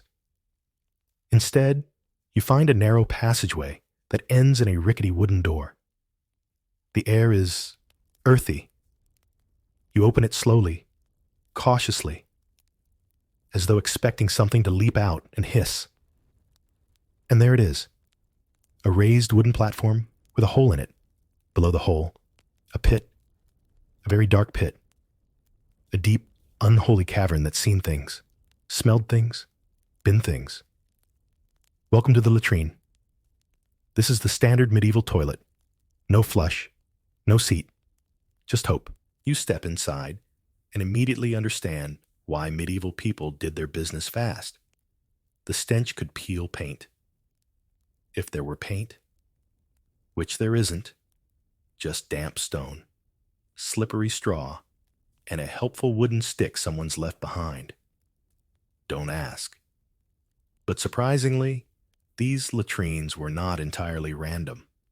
Castles had them built into the outer walls, jutting out over the moat or, in some unfortunate cases, the garden. Waste went down. Gravity did the rest. Some even had small chutes lined with stone or wood. Fancy, right? In towns, larger buildings had shared privies, usually located in alleys or near stables. And while private homes had basic versions, the rich sometimes had entire garderobes, which is a polite way of saying pooping closet built into a tower. One bishop had his garderobe lined with wool and lavender sachets. Very dignified.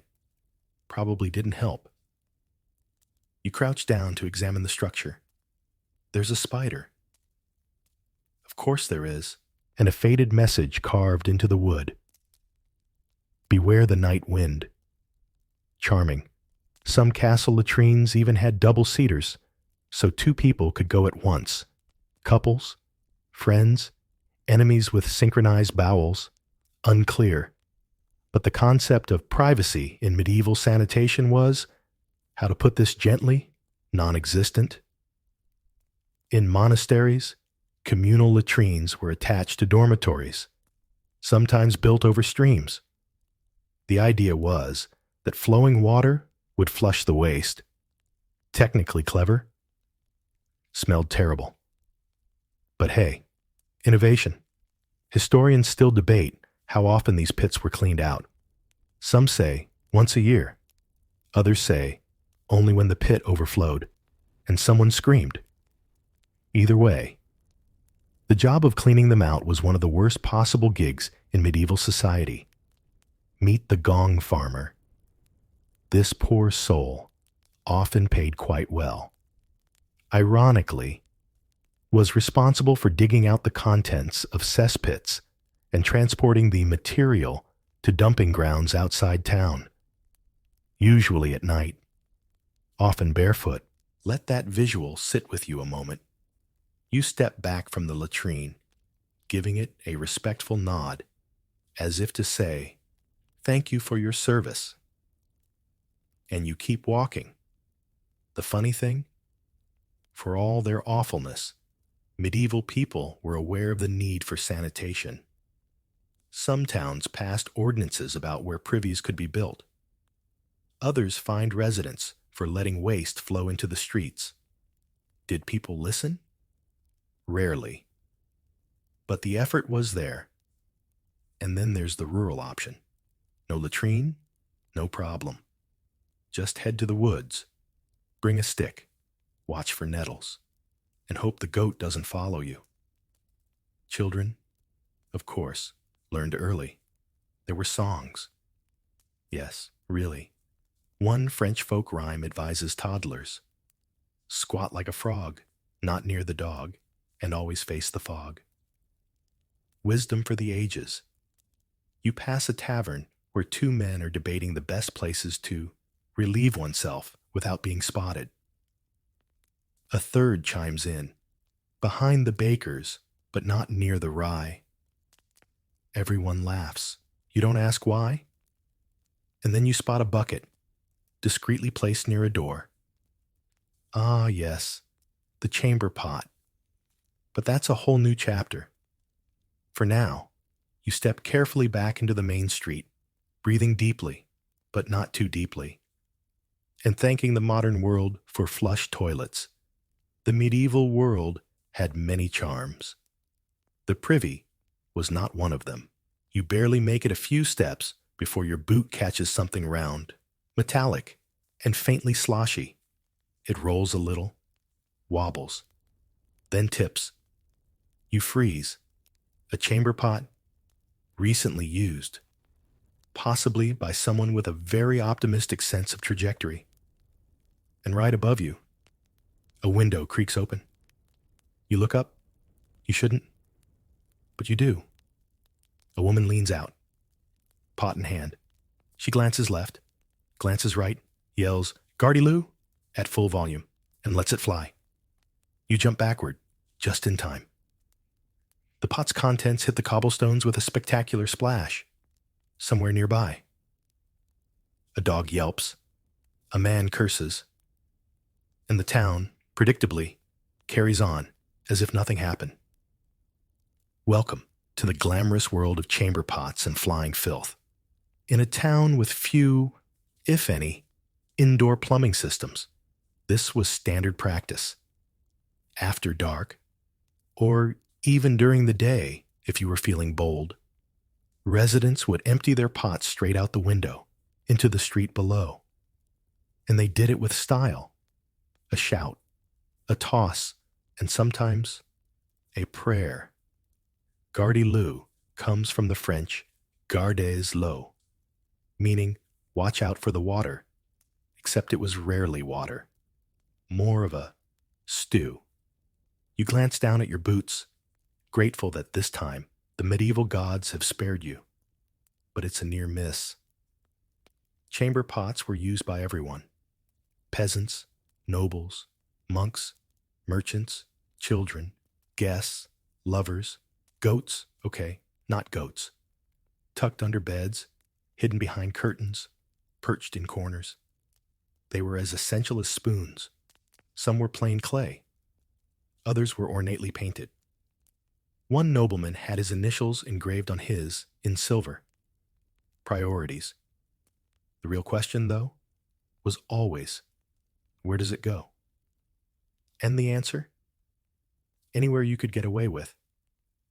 Some towns had designated waste channels, small trenches along the sides of the street meant to carry refuse away with rainwater. Did people use them? Sometimes. Other times, they just picked a corner and hoped for the best. Historians still debate how regulated this was. Some city ordinances imposed fines on those who dumped waste during daylight, but enforcement was spotty, and most officials had better things to do than count chamber pots. There were unspoken rules: yellow warning, avoid festival days, don't splash your neighbors, and above all, don't do it near a church wall. That's sacred real estate. You pass a stone house with 3 upper windows. Each has a pot perched on its ledge, drying in the breeze like horrifying wind chimes. Below, the drain is stained dark from repeated use. It's ominous. Interestingly, noble households sometimes use servants, called scullions or nightmen, to carry the waste outside in covered pails. If you were rich, you never had to dump your own bucket. A true luxury, though the smell traveled, regardless of wealth. And in castles, the pot's contents were often poured directly into latrine chutes, which dropped into moats or courtyards below. Imagine strolling through the rose garden and catching a surprise from the 3rd floor. Romance at its finest. Some people tried to minimize the smell by adding herbs, ashes, or even slices of bread to absorb moisture. One London inn famously used lavender sachets in every guest's pot, which is a nice touch, until you realize the pot is still a pot. You hear another splash nearby, followed by laughter. 2 children race by, each with a stick, poking at something that might have once been food, or soap, or let's not. And then there's the revenge pot. Yes. In some neighborhoods, chamber pots were weapons. Neighbors feuding over fence lines. Splash. Lovers caught sneaking out windows. Splash. One woman, in 1439, was fined for tipping her night water upon the mayor's cat. The cat survived. The mayor did not forgive. You step lightly now, dodging puddles and scanning windows. This is a town where looking up is as important as watching where you step. You spot an elderly man casually tossing a splash bucket over his garden wall. You wave. He waves back. Hygiene, medieval style, is communal. And yet, there was some creativity. One monk invented a double-lidded pot that suppressed odor. Another friar in Italy published a treatise titled On the Spiritual Lessons of the Chamber Pot. His conclusion: even filth has purpose. He was clearly an optimist. You round a corner and find a tavern advertising clean pots, no splash zone. You don't go in, but you tip your hat in solidarity. And as the sun starts to dip, you realize the next warning shout could come at any moment. Gardy Lou? Indeed. The last echo of Gardy Lou fades into the alley behind you, and you pick up your pace, stepping carefully around the latest splash zone. Your boots are doing God's work. But soon, a new scent wafts toward you, not from above this time, but from a nearby creek. It's soapy. A miracle? Not quite. Just laundry day. You follow the sound of sloshing buckets, wet cloth being slapped against stone, and women grumbling in harmony. Welcome to medieval laundry, where washing clothes is an ordeal so noisy, so public, and so occasional it practically counts as a holiday. You approach the town's washing area, usually a stream, a communal trough, or, in wealthier places, a wash house. Here, a group of women has gathered, knee-deep in sudsy water, sleeves rolled up, and elbows flying. They beat garments with wooden paddles, scrub with sand or ash, and shout over one another like seagulls at low tide. Laundry wasn't done daily, or weekly, or, honestly, even monthly in many homes. Clothes were expensive, hard to replace, and often made of wool, which hates water and responds to washing like a cat in a bathtub. So, most people wore the same outer layers for weeks on end, only changing the linen shift or under tunic when things got desperate or itchy.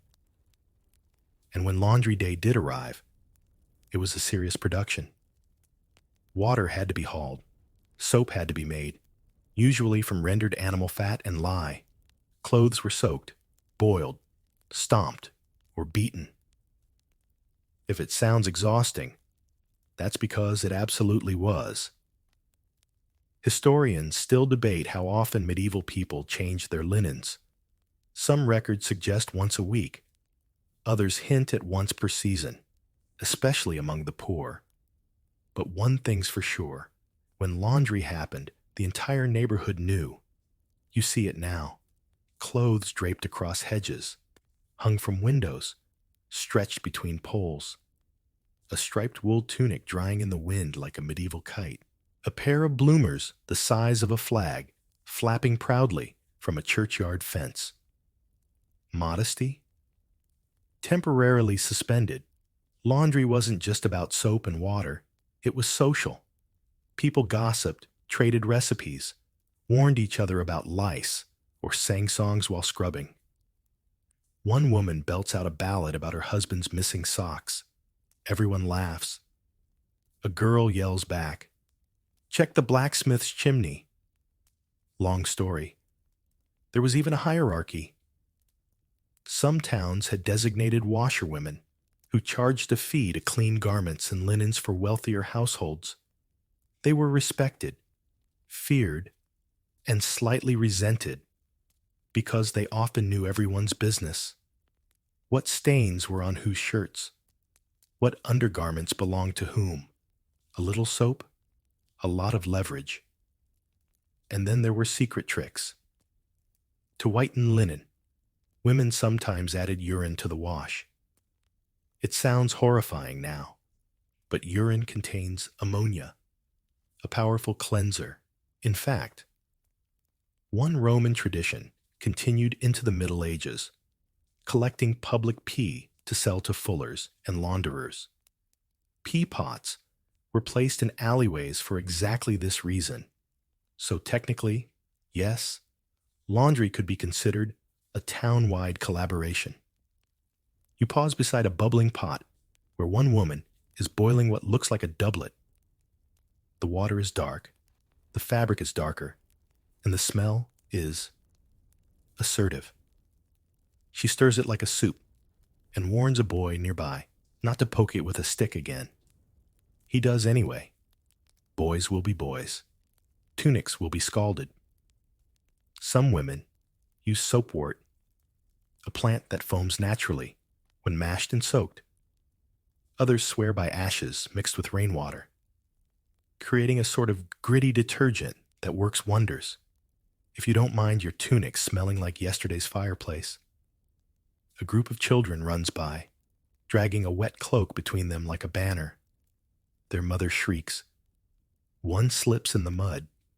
Laughter explodes. Laundry day is never tidy. You glance down at your own clothes. Dusty, crumpled, and very much due for a rinse. You briefly consider asking to borrow a paddle and join in. But something in your soul and your back says no. As you walk away, you pass a stone wall covered in drying socks. They flap like flags in the wind. One has a hole the size of a walnut. Another has been patched 5 times with different colored thread, like a tiny wearable quilt. Laundry wasn't glamorous. But it was deeply human, full of mess, music, and mild chaos. And if someone tried to hang their linens over your side of the fence, that, my friend, was grounds for war. You leave the laundry chaos behind and stroll downwind, hoping for a pocket of air not steeped in boiled socks and soap ash stew. No such luck.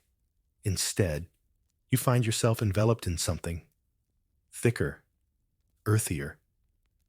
A smell not bad, necessarily, but confusing, like onions, sweat, and very determined herbs. You've just wandered into a classic medieval mystery, why everyone smelled like something, and rarely the same thing twice. The truth is, in a world without deodorant, perfume counters, or a hot shower to hit after a jog, people smelled like a dozen things at once. Body odor was a given. Not because they were dirty by choice, but because staying clean required time, water, and a complete disregard for frostbite. So what did people do? You pass a man walking confidently down the street, his linen tunic open at the throat, chest glistening slightly under the morning sun. His scent arrives before he does.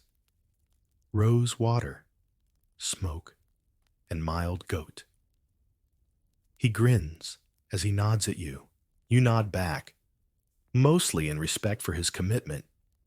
Under his tunic, like many medieval folks, he's likely wearing a herbal sachet, a cloth pouch filled with rosemary, cloves, or dried lavender, tied under the armpit or worn like a tiny perfume grenade around the neck. Some people sewed them into their sleeves or stitched them inside hats, practical and vaguely floral. Others went bolder. You once heard of a baker's apprentice who dabbed his neck with vinegar infused with crushed mint and, allegedly, ferret fur. That part might have been a dare. Historians still argue how conscious medieval people were about their own odor. Some believe scent was just part of life, like weather or chickens.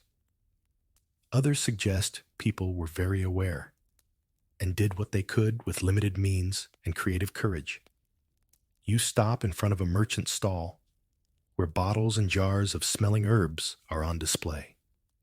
Basil, rue, dried marjoram packed into wax-sealed cones. One woman demonstrates by crushing a sprig and waving it under her nose. She does not share. Then there's clothing. Even if you weren't actively smearing yourself with herbal vinegar, your clothes absorbed everything: sweat, smoke from cooking fires, grease from hands, and the scent of whatever animal was your roommate. You pass a man brushing down his cloak with a stiff bristle broom, not for dust, for smell. He sprinkles it with powdered sage first, then dusts it off dramatically like he's performed a minor exorcism. And let's not forget accidental scents. One noblewoman famously fell into a ditch during a spring procession and smelled like frogweed for a month. Another reportedly got splashed with eel gut during a fishmonger riot. She embraced it, calling it pungent proof of the common soul. Her maid was less enthusiastic. Animals also left their mark.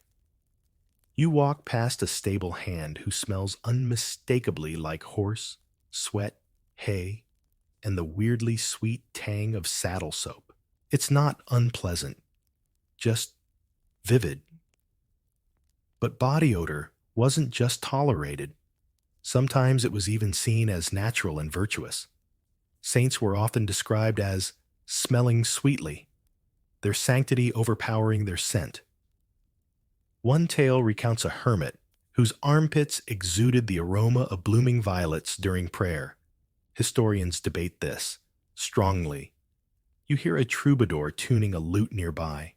He smells like pine sap and wine. Probably because his hair has been rinsed with a blend of spiced mead and evergreen oil. A woman sitting close by looks faintly dazed. The power of olfactory confidence. Perfume, too, had its moment. Imported oils from the Middle East were prized among the wealthy.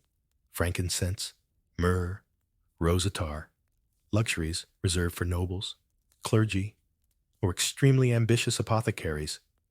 But for most, daily fragrance was whatever was close at hand.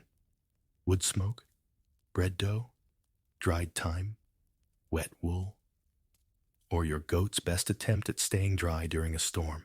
As you pass through the market square, you're surrounded by a symphony of smells.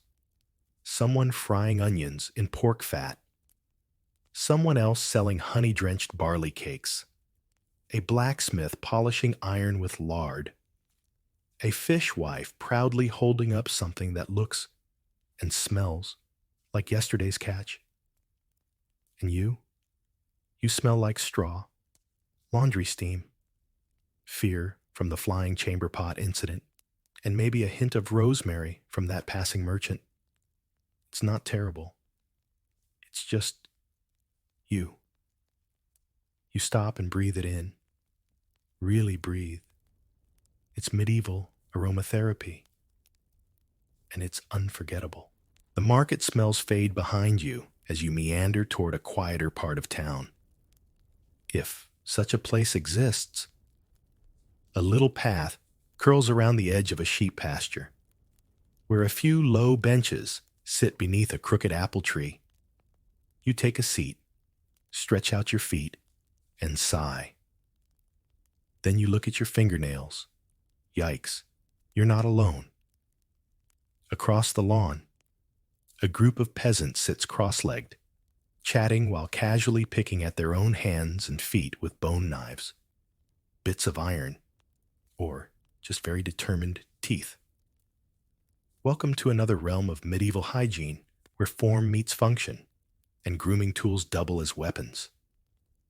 Fingernails were not just ornamental.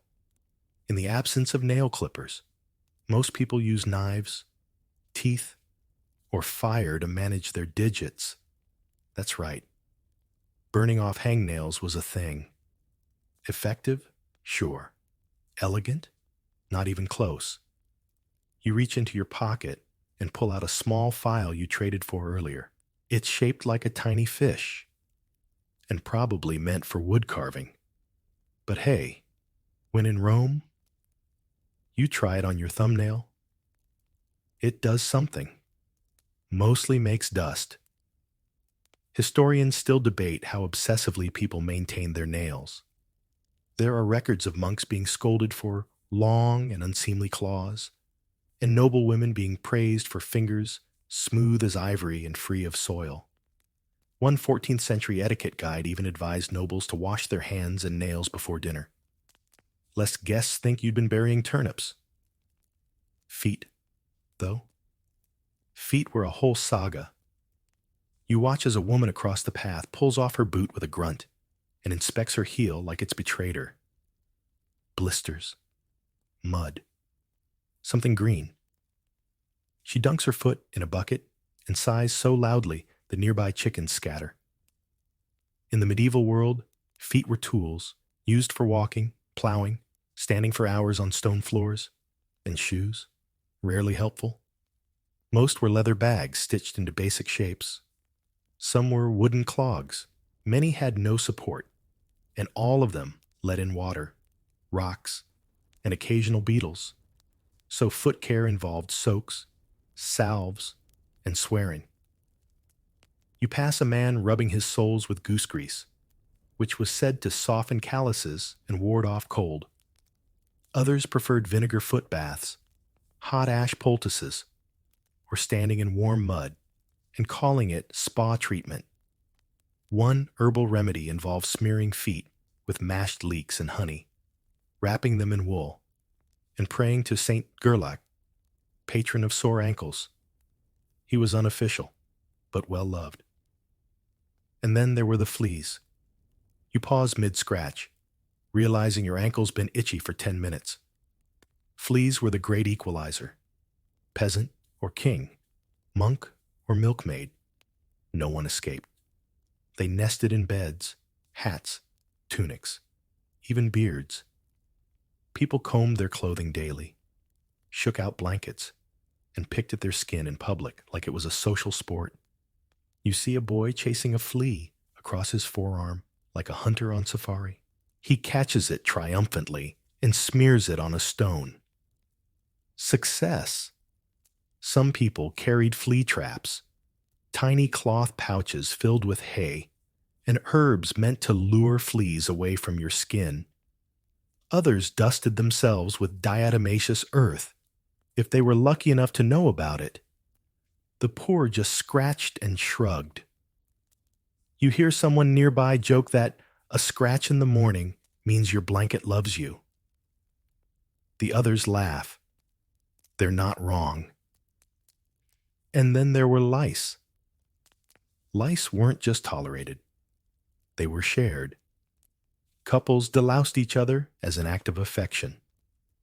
Parents combed their children's scalps daily.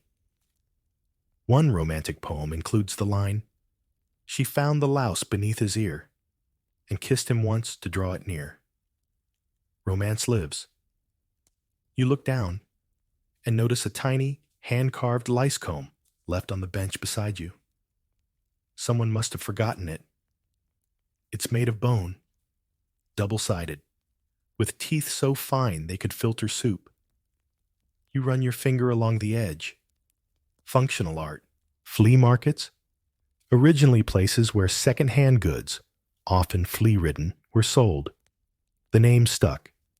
The itch, unfortunately, often did too. One noblewoman is said to have worn fur-lined gloves year-round, not for fashion, but because fleas preferred fur, and she hoped they'd live in her cuffs instead of her curls. Bold, ineffective. You lean back against the tree and glance around. Everyone is scratching, soaking, or scrubbing some part of their body. No one seems embarrassed. This is life, shared, messy, unfiltered. You feel an itch start behind your knee. You scratch. Someone sees and nods in solidarity. It's not clean, but somehow, it's comforting. You stand, brushing the last of the flea market from your knees, and start walking again. Less itchy, more enlightened. The path winds back toward the heart of town, and as you pass a row of wooden cottages, you overhear a pair of tourists, well, pilgrims, technically, debating whether peasants ever washed at all. One scoffs. They were covered in muck, head to toe. The other shrugs. So were we, yesterday. And just like that, you've stepped into the most enduring myth of all, the idea that peasants were the dirtiest people in history. Spoiler alert, not necessarily.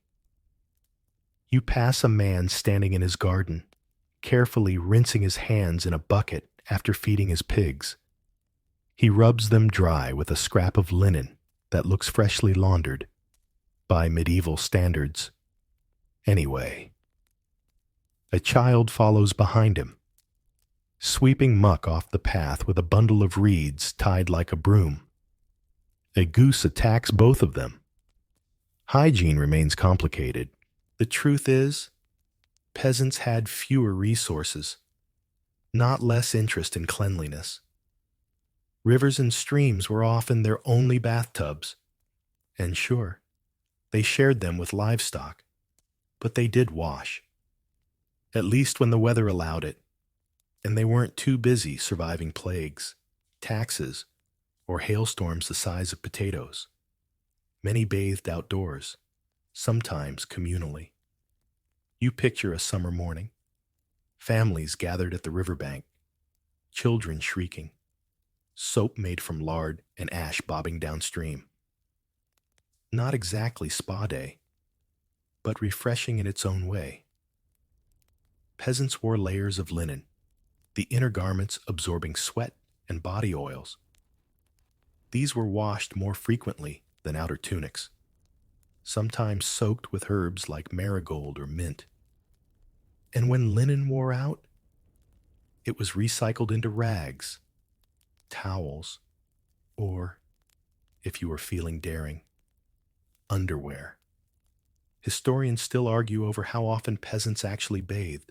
One monk wrote that a good Christian should bathe 4 times in life: at birth, when knighted, when married, and at death. But most people didn't consult monks before hopping in a stream on a hot day. You pass an older woman sitting outside her cottage, peeling leeks with hands that look scrubbed raw. Beside her, a bowl of warm water steams gently every few minutes.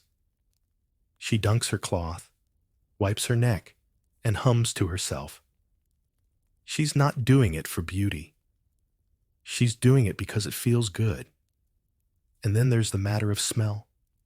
We tend to think of peasants as perpetually odoriferous. But again, everyone smelled rich, poor, royal, holy. They all had their own blend of sweat, soot, and seasonal herbs. If anything, peasants may have been closer to natural sources of cleanliness: running water, fresh air, fewer powdered wigs full of mouse bones. Yes, we'll get there. You enter the churchyard, where a group of boys is pouring buckets of water over each other in what appears to be an improvised baptism/brawl. A priest nearby pretends not to notice. One of the boys shouts, "I'm cleaner than the archdeacon," and gets clobbered with a sponge. Even in art, peasants were often depicted washing their feet, scrubbing clothes, or carrying buckets. Cleanliness wasn't foreign. It was just relative. The real surprise? Urban nobility sometimes lived in worse conditions. Narrow alleys, open sewage, thick crowds, and questionable servants meant that even fancy people occasionally had to sidestep puddles of mystery juice just to get to dinner. A silk robe doesn't help when the stairwell smells like fermented eel and someone's goat gave birth on your balcony. One recorded case in Bruges involved a noblewoman complaining about a plebeian stench rising from the street into her parlor. A visiting peasant simply replied, "That's your bath water, my lady." He was not invited back. You stroll past a blacksmith hammering iron, sweat pouring down his face. After he finishes the piece, he walks to a trough, splashes water over his head, and sighs. Simple, satisfying, sanitary-ish. And that's the point. Medieval hygiene wasn't about sparkle and polish. It was about surviving the dirt, managing the grime, and, when you could, celebrating a really, really good rinse. So next time someone says, "Medieval peasants never bathed," just smile and remember the goose bathers, the soap boilers, and the linen wringers who, despite everything, did their best with what they had. And probably still smelled better than a bishop's boots. You leave the churchyard behind and follow a stone path that snakes toward the hill where the manor house looms. Tall windows, fine banners, and exactly 0 goats roaming the hallway. It's time to explore the other side of the soap dish. How kings, queens, and the velvet-draped elite tackled the challenge of staying fresh while wearing 40 layers of embroidered gilt. Spoiler, it wasn't always an upgrade. You arrive at the manor gates just as a servant opens them with a long iron key. Inside, polished boots click across clean rushes. The air smells of lavender, beeswax polish, and old feather pillows. You try not to sneeze. Royal and noble hygiene often gets romanticized. Fancy perfumes, rose petal baths, ivory combs. And yes, some of that was real. Queens were bathed in milk, nobles soaked in warm wine. One prince allegedly demanded snow-chilled bathwater mixed with crushed violets because ordinary heat offended his constitution. Same, honestly.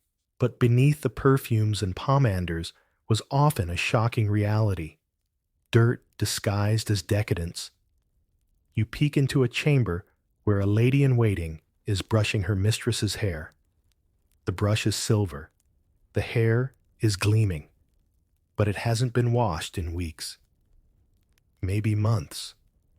That shine, oiled goose fat mixed with rosewater, combed through to manage frizz and smell acceptable at court. You stroll past a room where another noblewoman reclines while her maid powders her chest with ground alabaster and dried lilies. It smells wonderful. It also clogs every pore. But hey, at least she's glowing. Royalty did bathe, sometimes elaborately. Palaces had wooden tubs, brought into bedrooms, filled by teams of servants. One monarch bathed once a month. Another, Louis XIV, took fewer than 10 baths in his entire life. And yet, he was considered the height of sophistication. His courtiers followed his lead, covering their skin with powder, oil, and perfume in lieu of actual soap.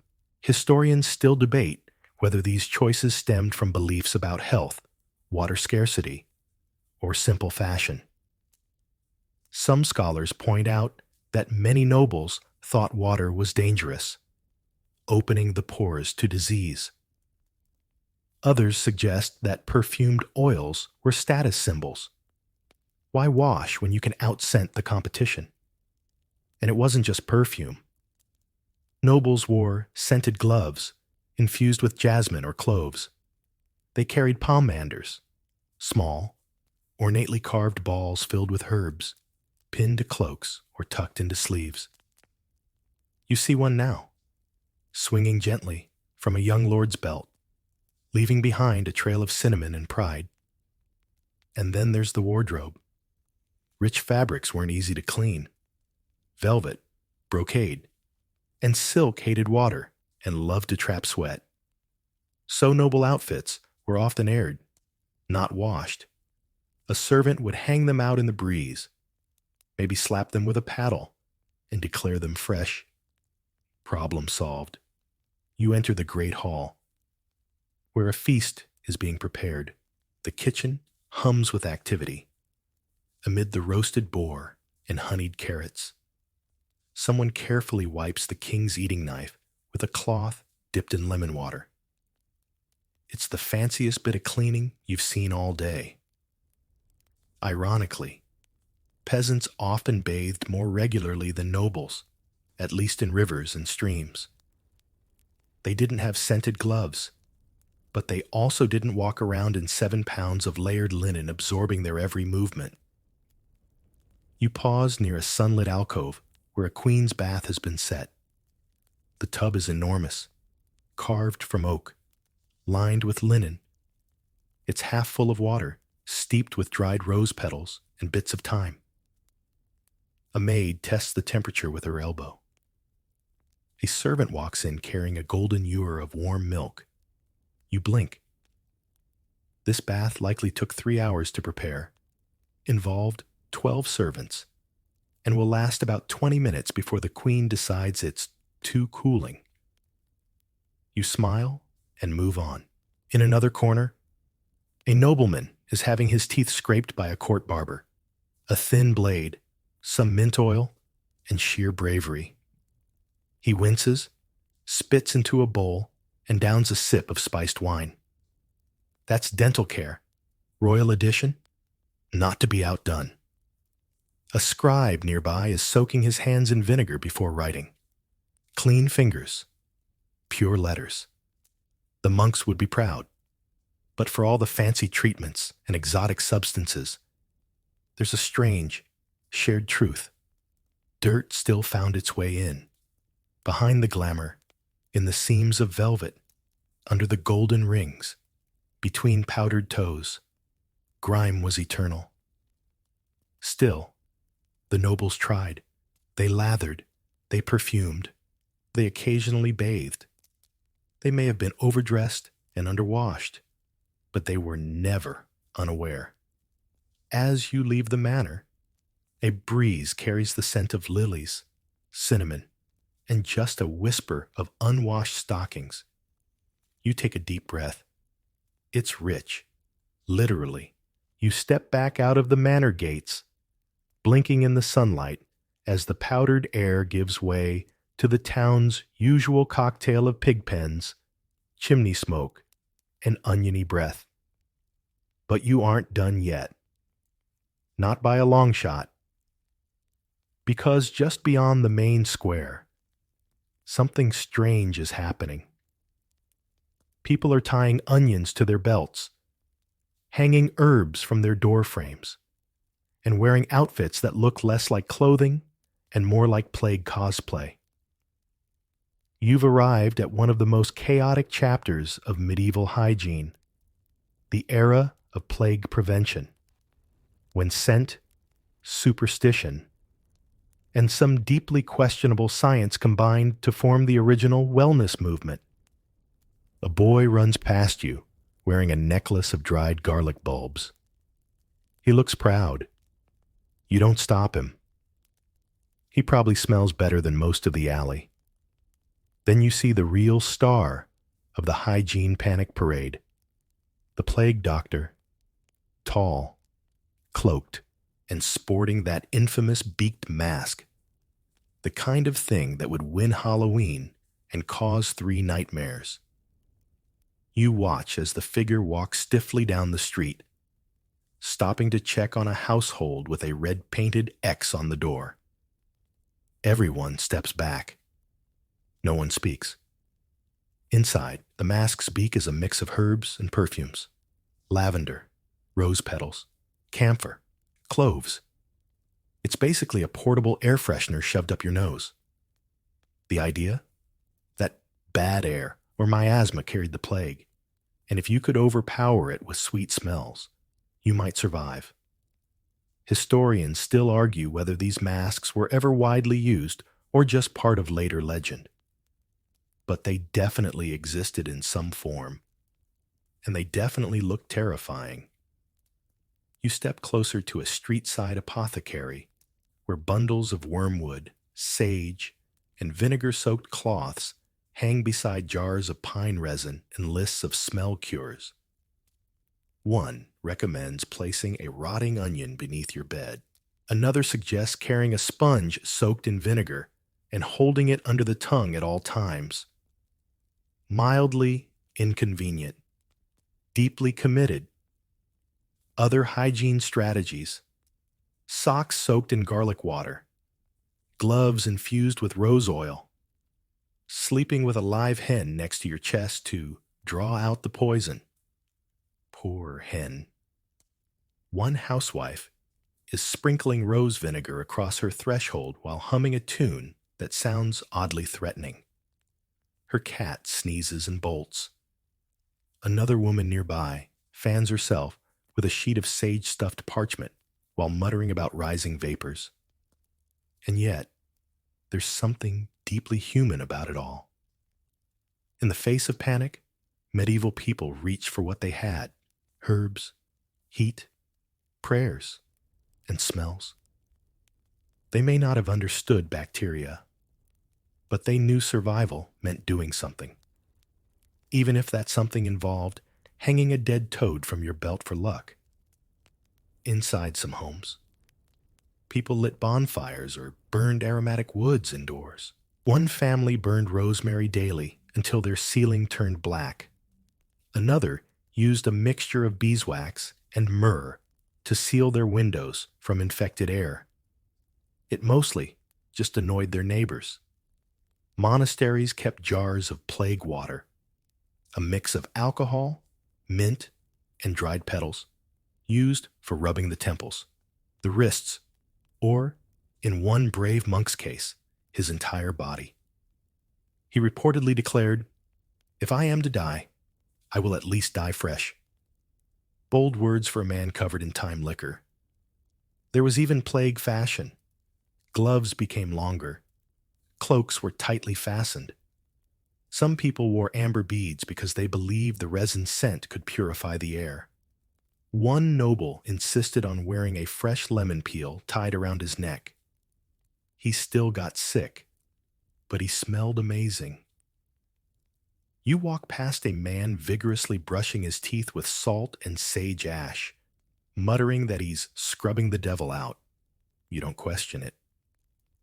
His smile gleams like a pewter mug in candlelight. And for the particularly devout, hygiene became spiritual. People purified their bodies with fasting, cold water ablutions, and holy relics pressed to their foreheads. A bishop once declared that those who bathe their souls need not scrub their backs. He was not popular with the under-butler, who had to clean his linens anyway. Despite the fear, the superstition, the sweet rotten smell of desperation, it's clear these people tried. They fought invisible enemies with whatever tools they could make: vinegar, garlic, prayer, perfume, and a heavy dose of wishful thinking. As the sun begins to dip, you watch the plague doctor disappear around a corner, the herbs in his mask bobbing with every step. It's not medical science, but it's deeply medieval hygiene, and it's unforgettable. You follow the fading scent trail of the plague doctor for a while, equal parts sage, vinegar, and trauma, before veering off toward a quieter part of town. A crooked wooden sign swings above a shop door, a mortar and pestle, painted with fading gold. You step inside. This is where medieval people came when they wanted to smell worse, but look better. Welcome to the fascinating and deeply questionable world of medieval makeup and skincare.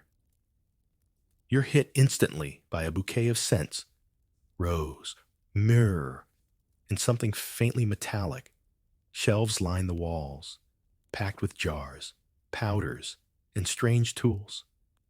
Behind the counter, an elderly apothecary nods to you while grinding something glittery with a slow, ominous rhythm. You pick up a small ceramic jar labeled "Face White."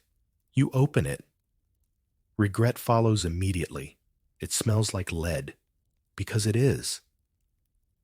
Lead-based face powder was a popular cosmetic among the wealthy, used to give the skin a pale, ghostly, highly unnatural glow. The paler your complexion, the richer you appeared. After all, only peasants got tans. Historians still debate whether people knew how dangerous it was. Some texts warn of strange humors and skin that falls like lace. But fashion always finds a way. One noblewoman reportedly wore so much lead powder she left visible handprints on her furniture, chic and deadly. You glance over to another table, where a set of tiny brushes lies beside a jar of crushed mouse fur. Yes, really. Plucked from unfortunate rodents and glued to one's brow line to create the illusion of fuller, more fashionable eyebrows. You imagine a salon where a lady requests 2 mice, medium arch. You shudder. Then there's the rouge, mixtures of red ochre, cochineal from crushed beetles, and wine sediment applied to cheeks and lips for that freshly alive look. A fine line existed between vibrant and vaguely possessed. A side shelf holds tooth powder made of crushed coral and burnt bread, and lip balms containing beeswax, goose fat, or the occasional dab of honey. Effective? Sometimes. Edible? Unfortunately, also yes. You find a scroll, pinned to the wall, titled "The 7 Steps to Glorious Skin." It includes tips like, bathe thy face in dew before sunrise, and rub thy cheeks with hot nettles for lively color. It ends with, pray upon waking, and again, before guests arrive. A well-rounded routine. In a corner, a monk is testing snail slime on the back of his hand. He nods, thoughtfully. Healing, he murmurs. He's not wrong. Snail mucin is a modern skincare darling.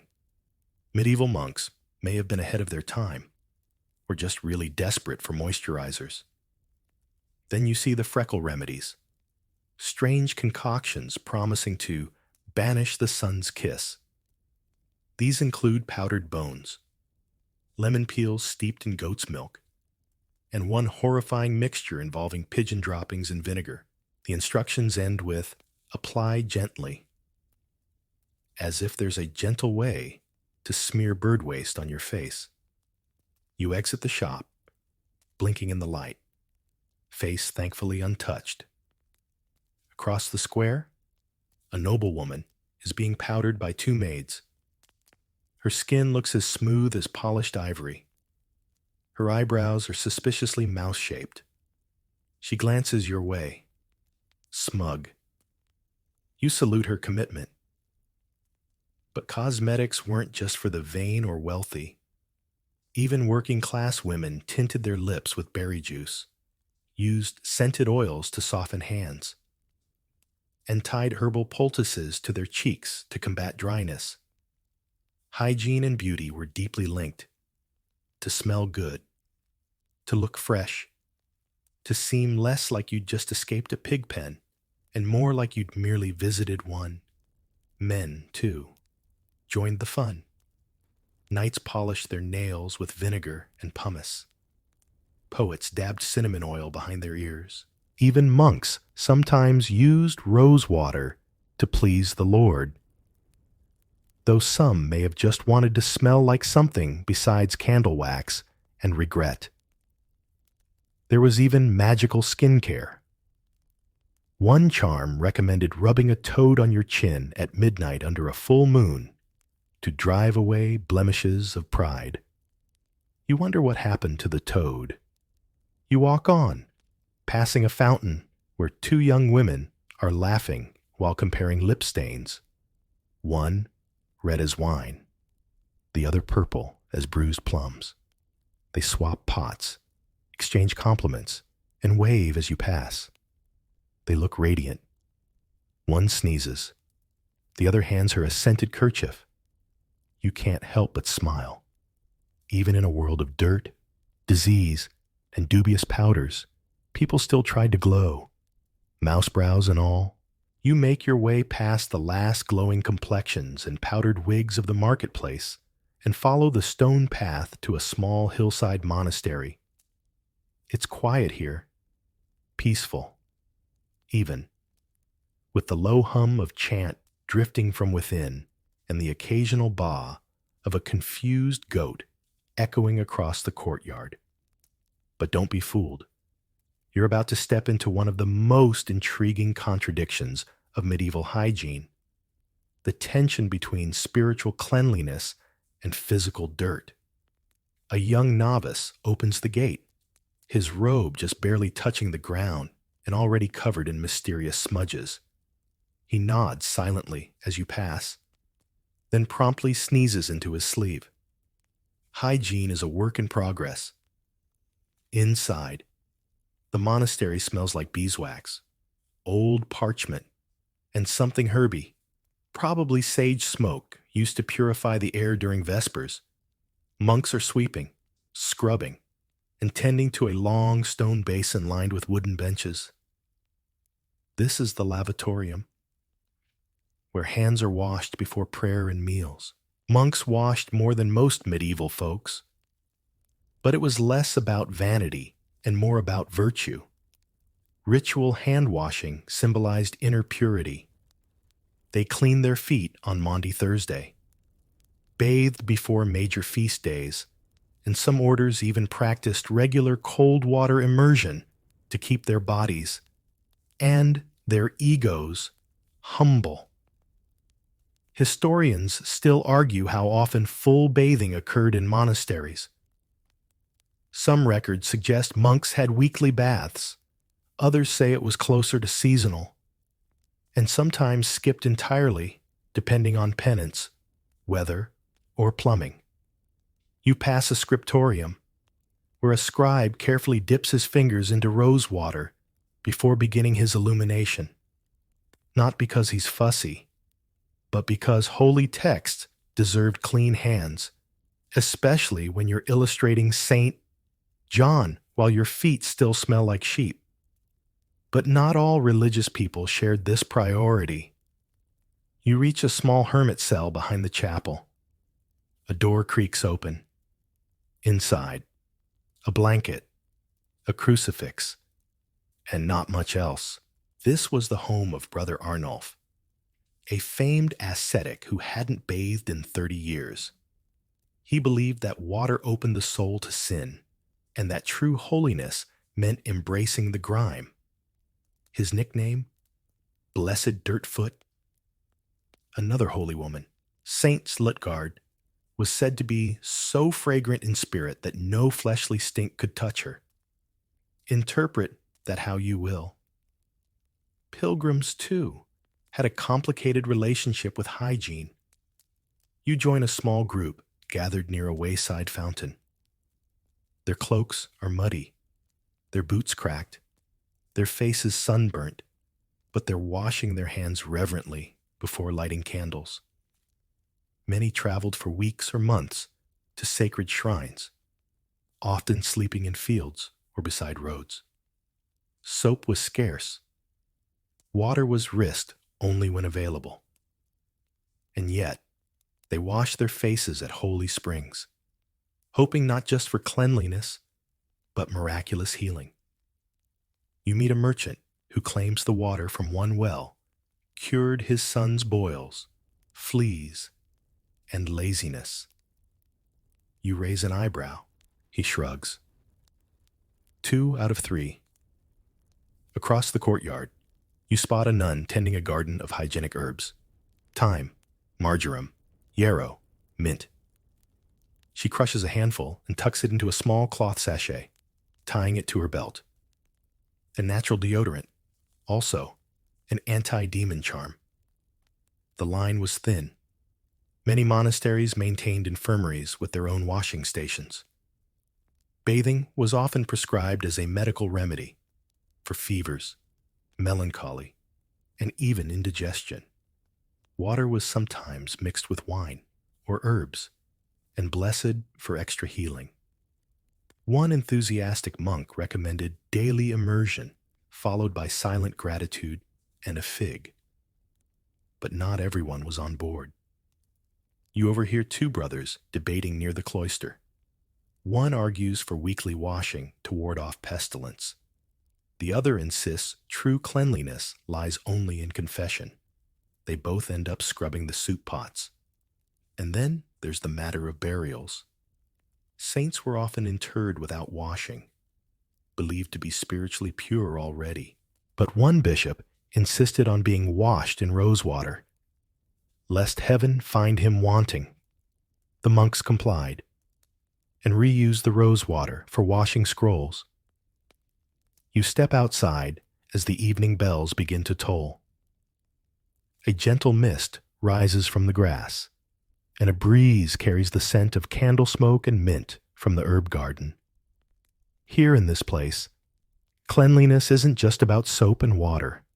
It's about intention, humility, and faith. You leave the monastery not with a bath, but with a sense of balance, that even in a world full of grime, purity could be found in the smallest gestures. A rinsed hand, a shared bowl, a sprig of yarrow tucked beneath a robe. Your feet are still filthy, but your heart, surprisingly fresh.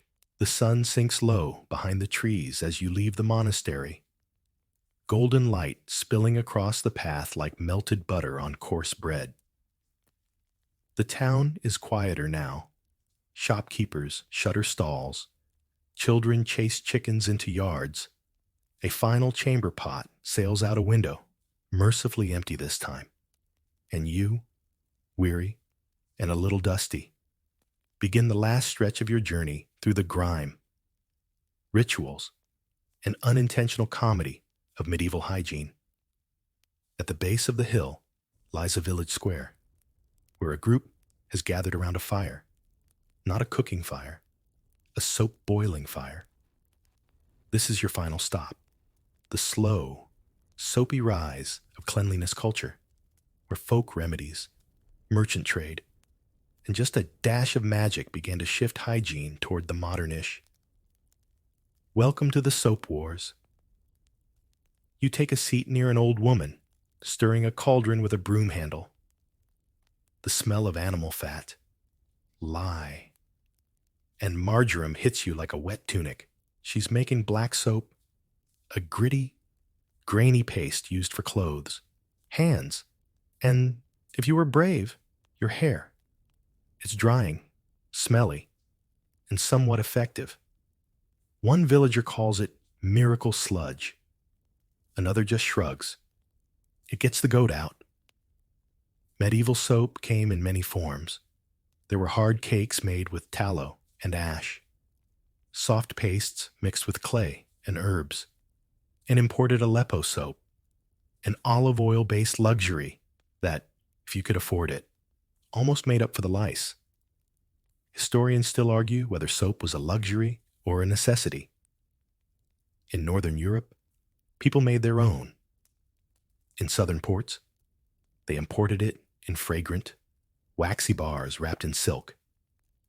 One merchant's diary lists 3 loaves of soap, 2 bolts of fabric, and a suspiciously light wife. We have questions. Soap was also a status symbol. Having it meant you cared, or pretended to. It also meant you weren't afraid to use water, which not everyone considered safe. A nobleman once bathed publicly just to prove he wasn't afraid of rivers or rumors. He caught a cold, but gained local fame. You watch a teenager dip a rag into a wooden bowl, scrubbing his tunic with something that smells like pine tar and despair. It works, sort of. He smells like a lumberjack's regrets, but he's clean. Then there's the bathing comeback. By the late medieval period, especially in cities, bathhouses began to reappear. Public, gender-segregated, mostly, and occasionally scandalous. These places became centers of gossip, medicine, and hygiene. Some even offered massages with scented oils. Others got shut down for excessive merriment. You can guess. You pass a notice posted on a tavern door. Bathhouse open Tuesdays and Saturdays. Bring thy own towel and coin. Soap extra. A tiny sketch shows a tub with steam rising like it's about to cast a spell. But not everyone welcomed the change. Religious leaders often warned that too much bathing led to vanity, or worse, sinful thoughts. One preacher declared, "He who washes often is surely too interested in his own body." His wife, reportedly, disagreed. Back in the square, an elder spins a tale of a knight so devoted to hygiene, he bathed before every battle. He lost most of them, but his enemies said he smelled amazing. Cleanliness also became legend. Folk stories began to feature magical baths, ones that cured leprosy, restored youth, or made you irresistible. A king once claimed a dream told him to bathe in fermented barley water to gain wisdom. He did. He got very drunk. No wisdom followed. And as printing spread, pamphlets on personal care became popular. One bestseller advised readers to scrub the toes before the sole, for all things begin below. Catchy. A bit foot-obsessed. You rise slowly, stretching limbs tired from so many imagined baths. Around you, the fire crackles. The air thick with soap steam and stories. And it hits you, despite rats, poor plumbing, vinegar socks, and mouse hair eyebrows. They tried. Medieval people, rich and poor, pious and profane, scrubbed, soaked, powdered, oiled, and prayed their way toward cleanliness. Not always successfully, Not always sensibly, but sincerely, endearingly, sometimes hilariously. You smile. And now, as your journey winds down, you walk toward your tiny rented chamber, where a straw mattress, a lumpy blanket, and possibly 3 fleas await. You don't mind. You've earned it. And now, as the last candle flickers and the streets fall quiet, you slip into that little room above the bakery. The walls warm from the oven below. You lay down slowly, letting your limbs sink into the straw. The window is cracked, just enough to let in the scent of firewood and distant time. Everything softens. You hear the faint clink of a pot cooling in the kitchen below. A dog barks once, then settles. Somewhere, a monk's chant fades into the wind like a forgotten lullaby. You remember the rustle of linen drying by the fire, the scrape of a comb through hair that hasn't been washed in weeks, the chuckle of someone catching a flea mid-scratch and declaring victory. You remember a queen's rose petal bath, a child's vinegar socks, a peasant's proud, clean hands. You remember it all, and you're still smiling. Because even in a time of mud, myths, and chamber pots, there was effort, hope, a little soap, a little steam, a little stubborn belief that things could smell better tomorrow. Let that thought carry you now. Breathe in slowly. Breathe out. Let the night wrap around you like a well-worn cloak. You are warm, safe, and, at least in spirit, remarkably clean. Sleep well.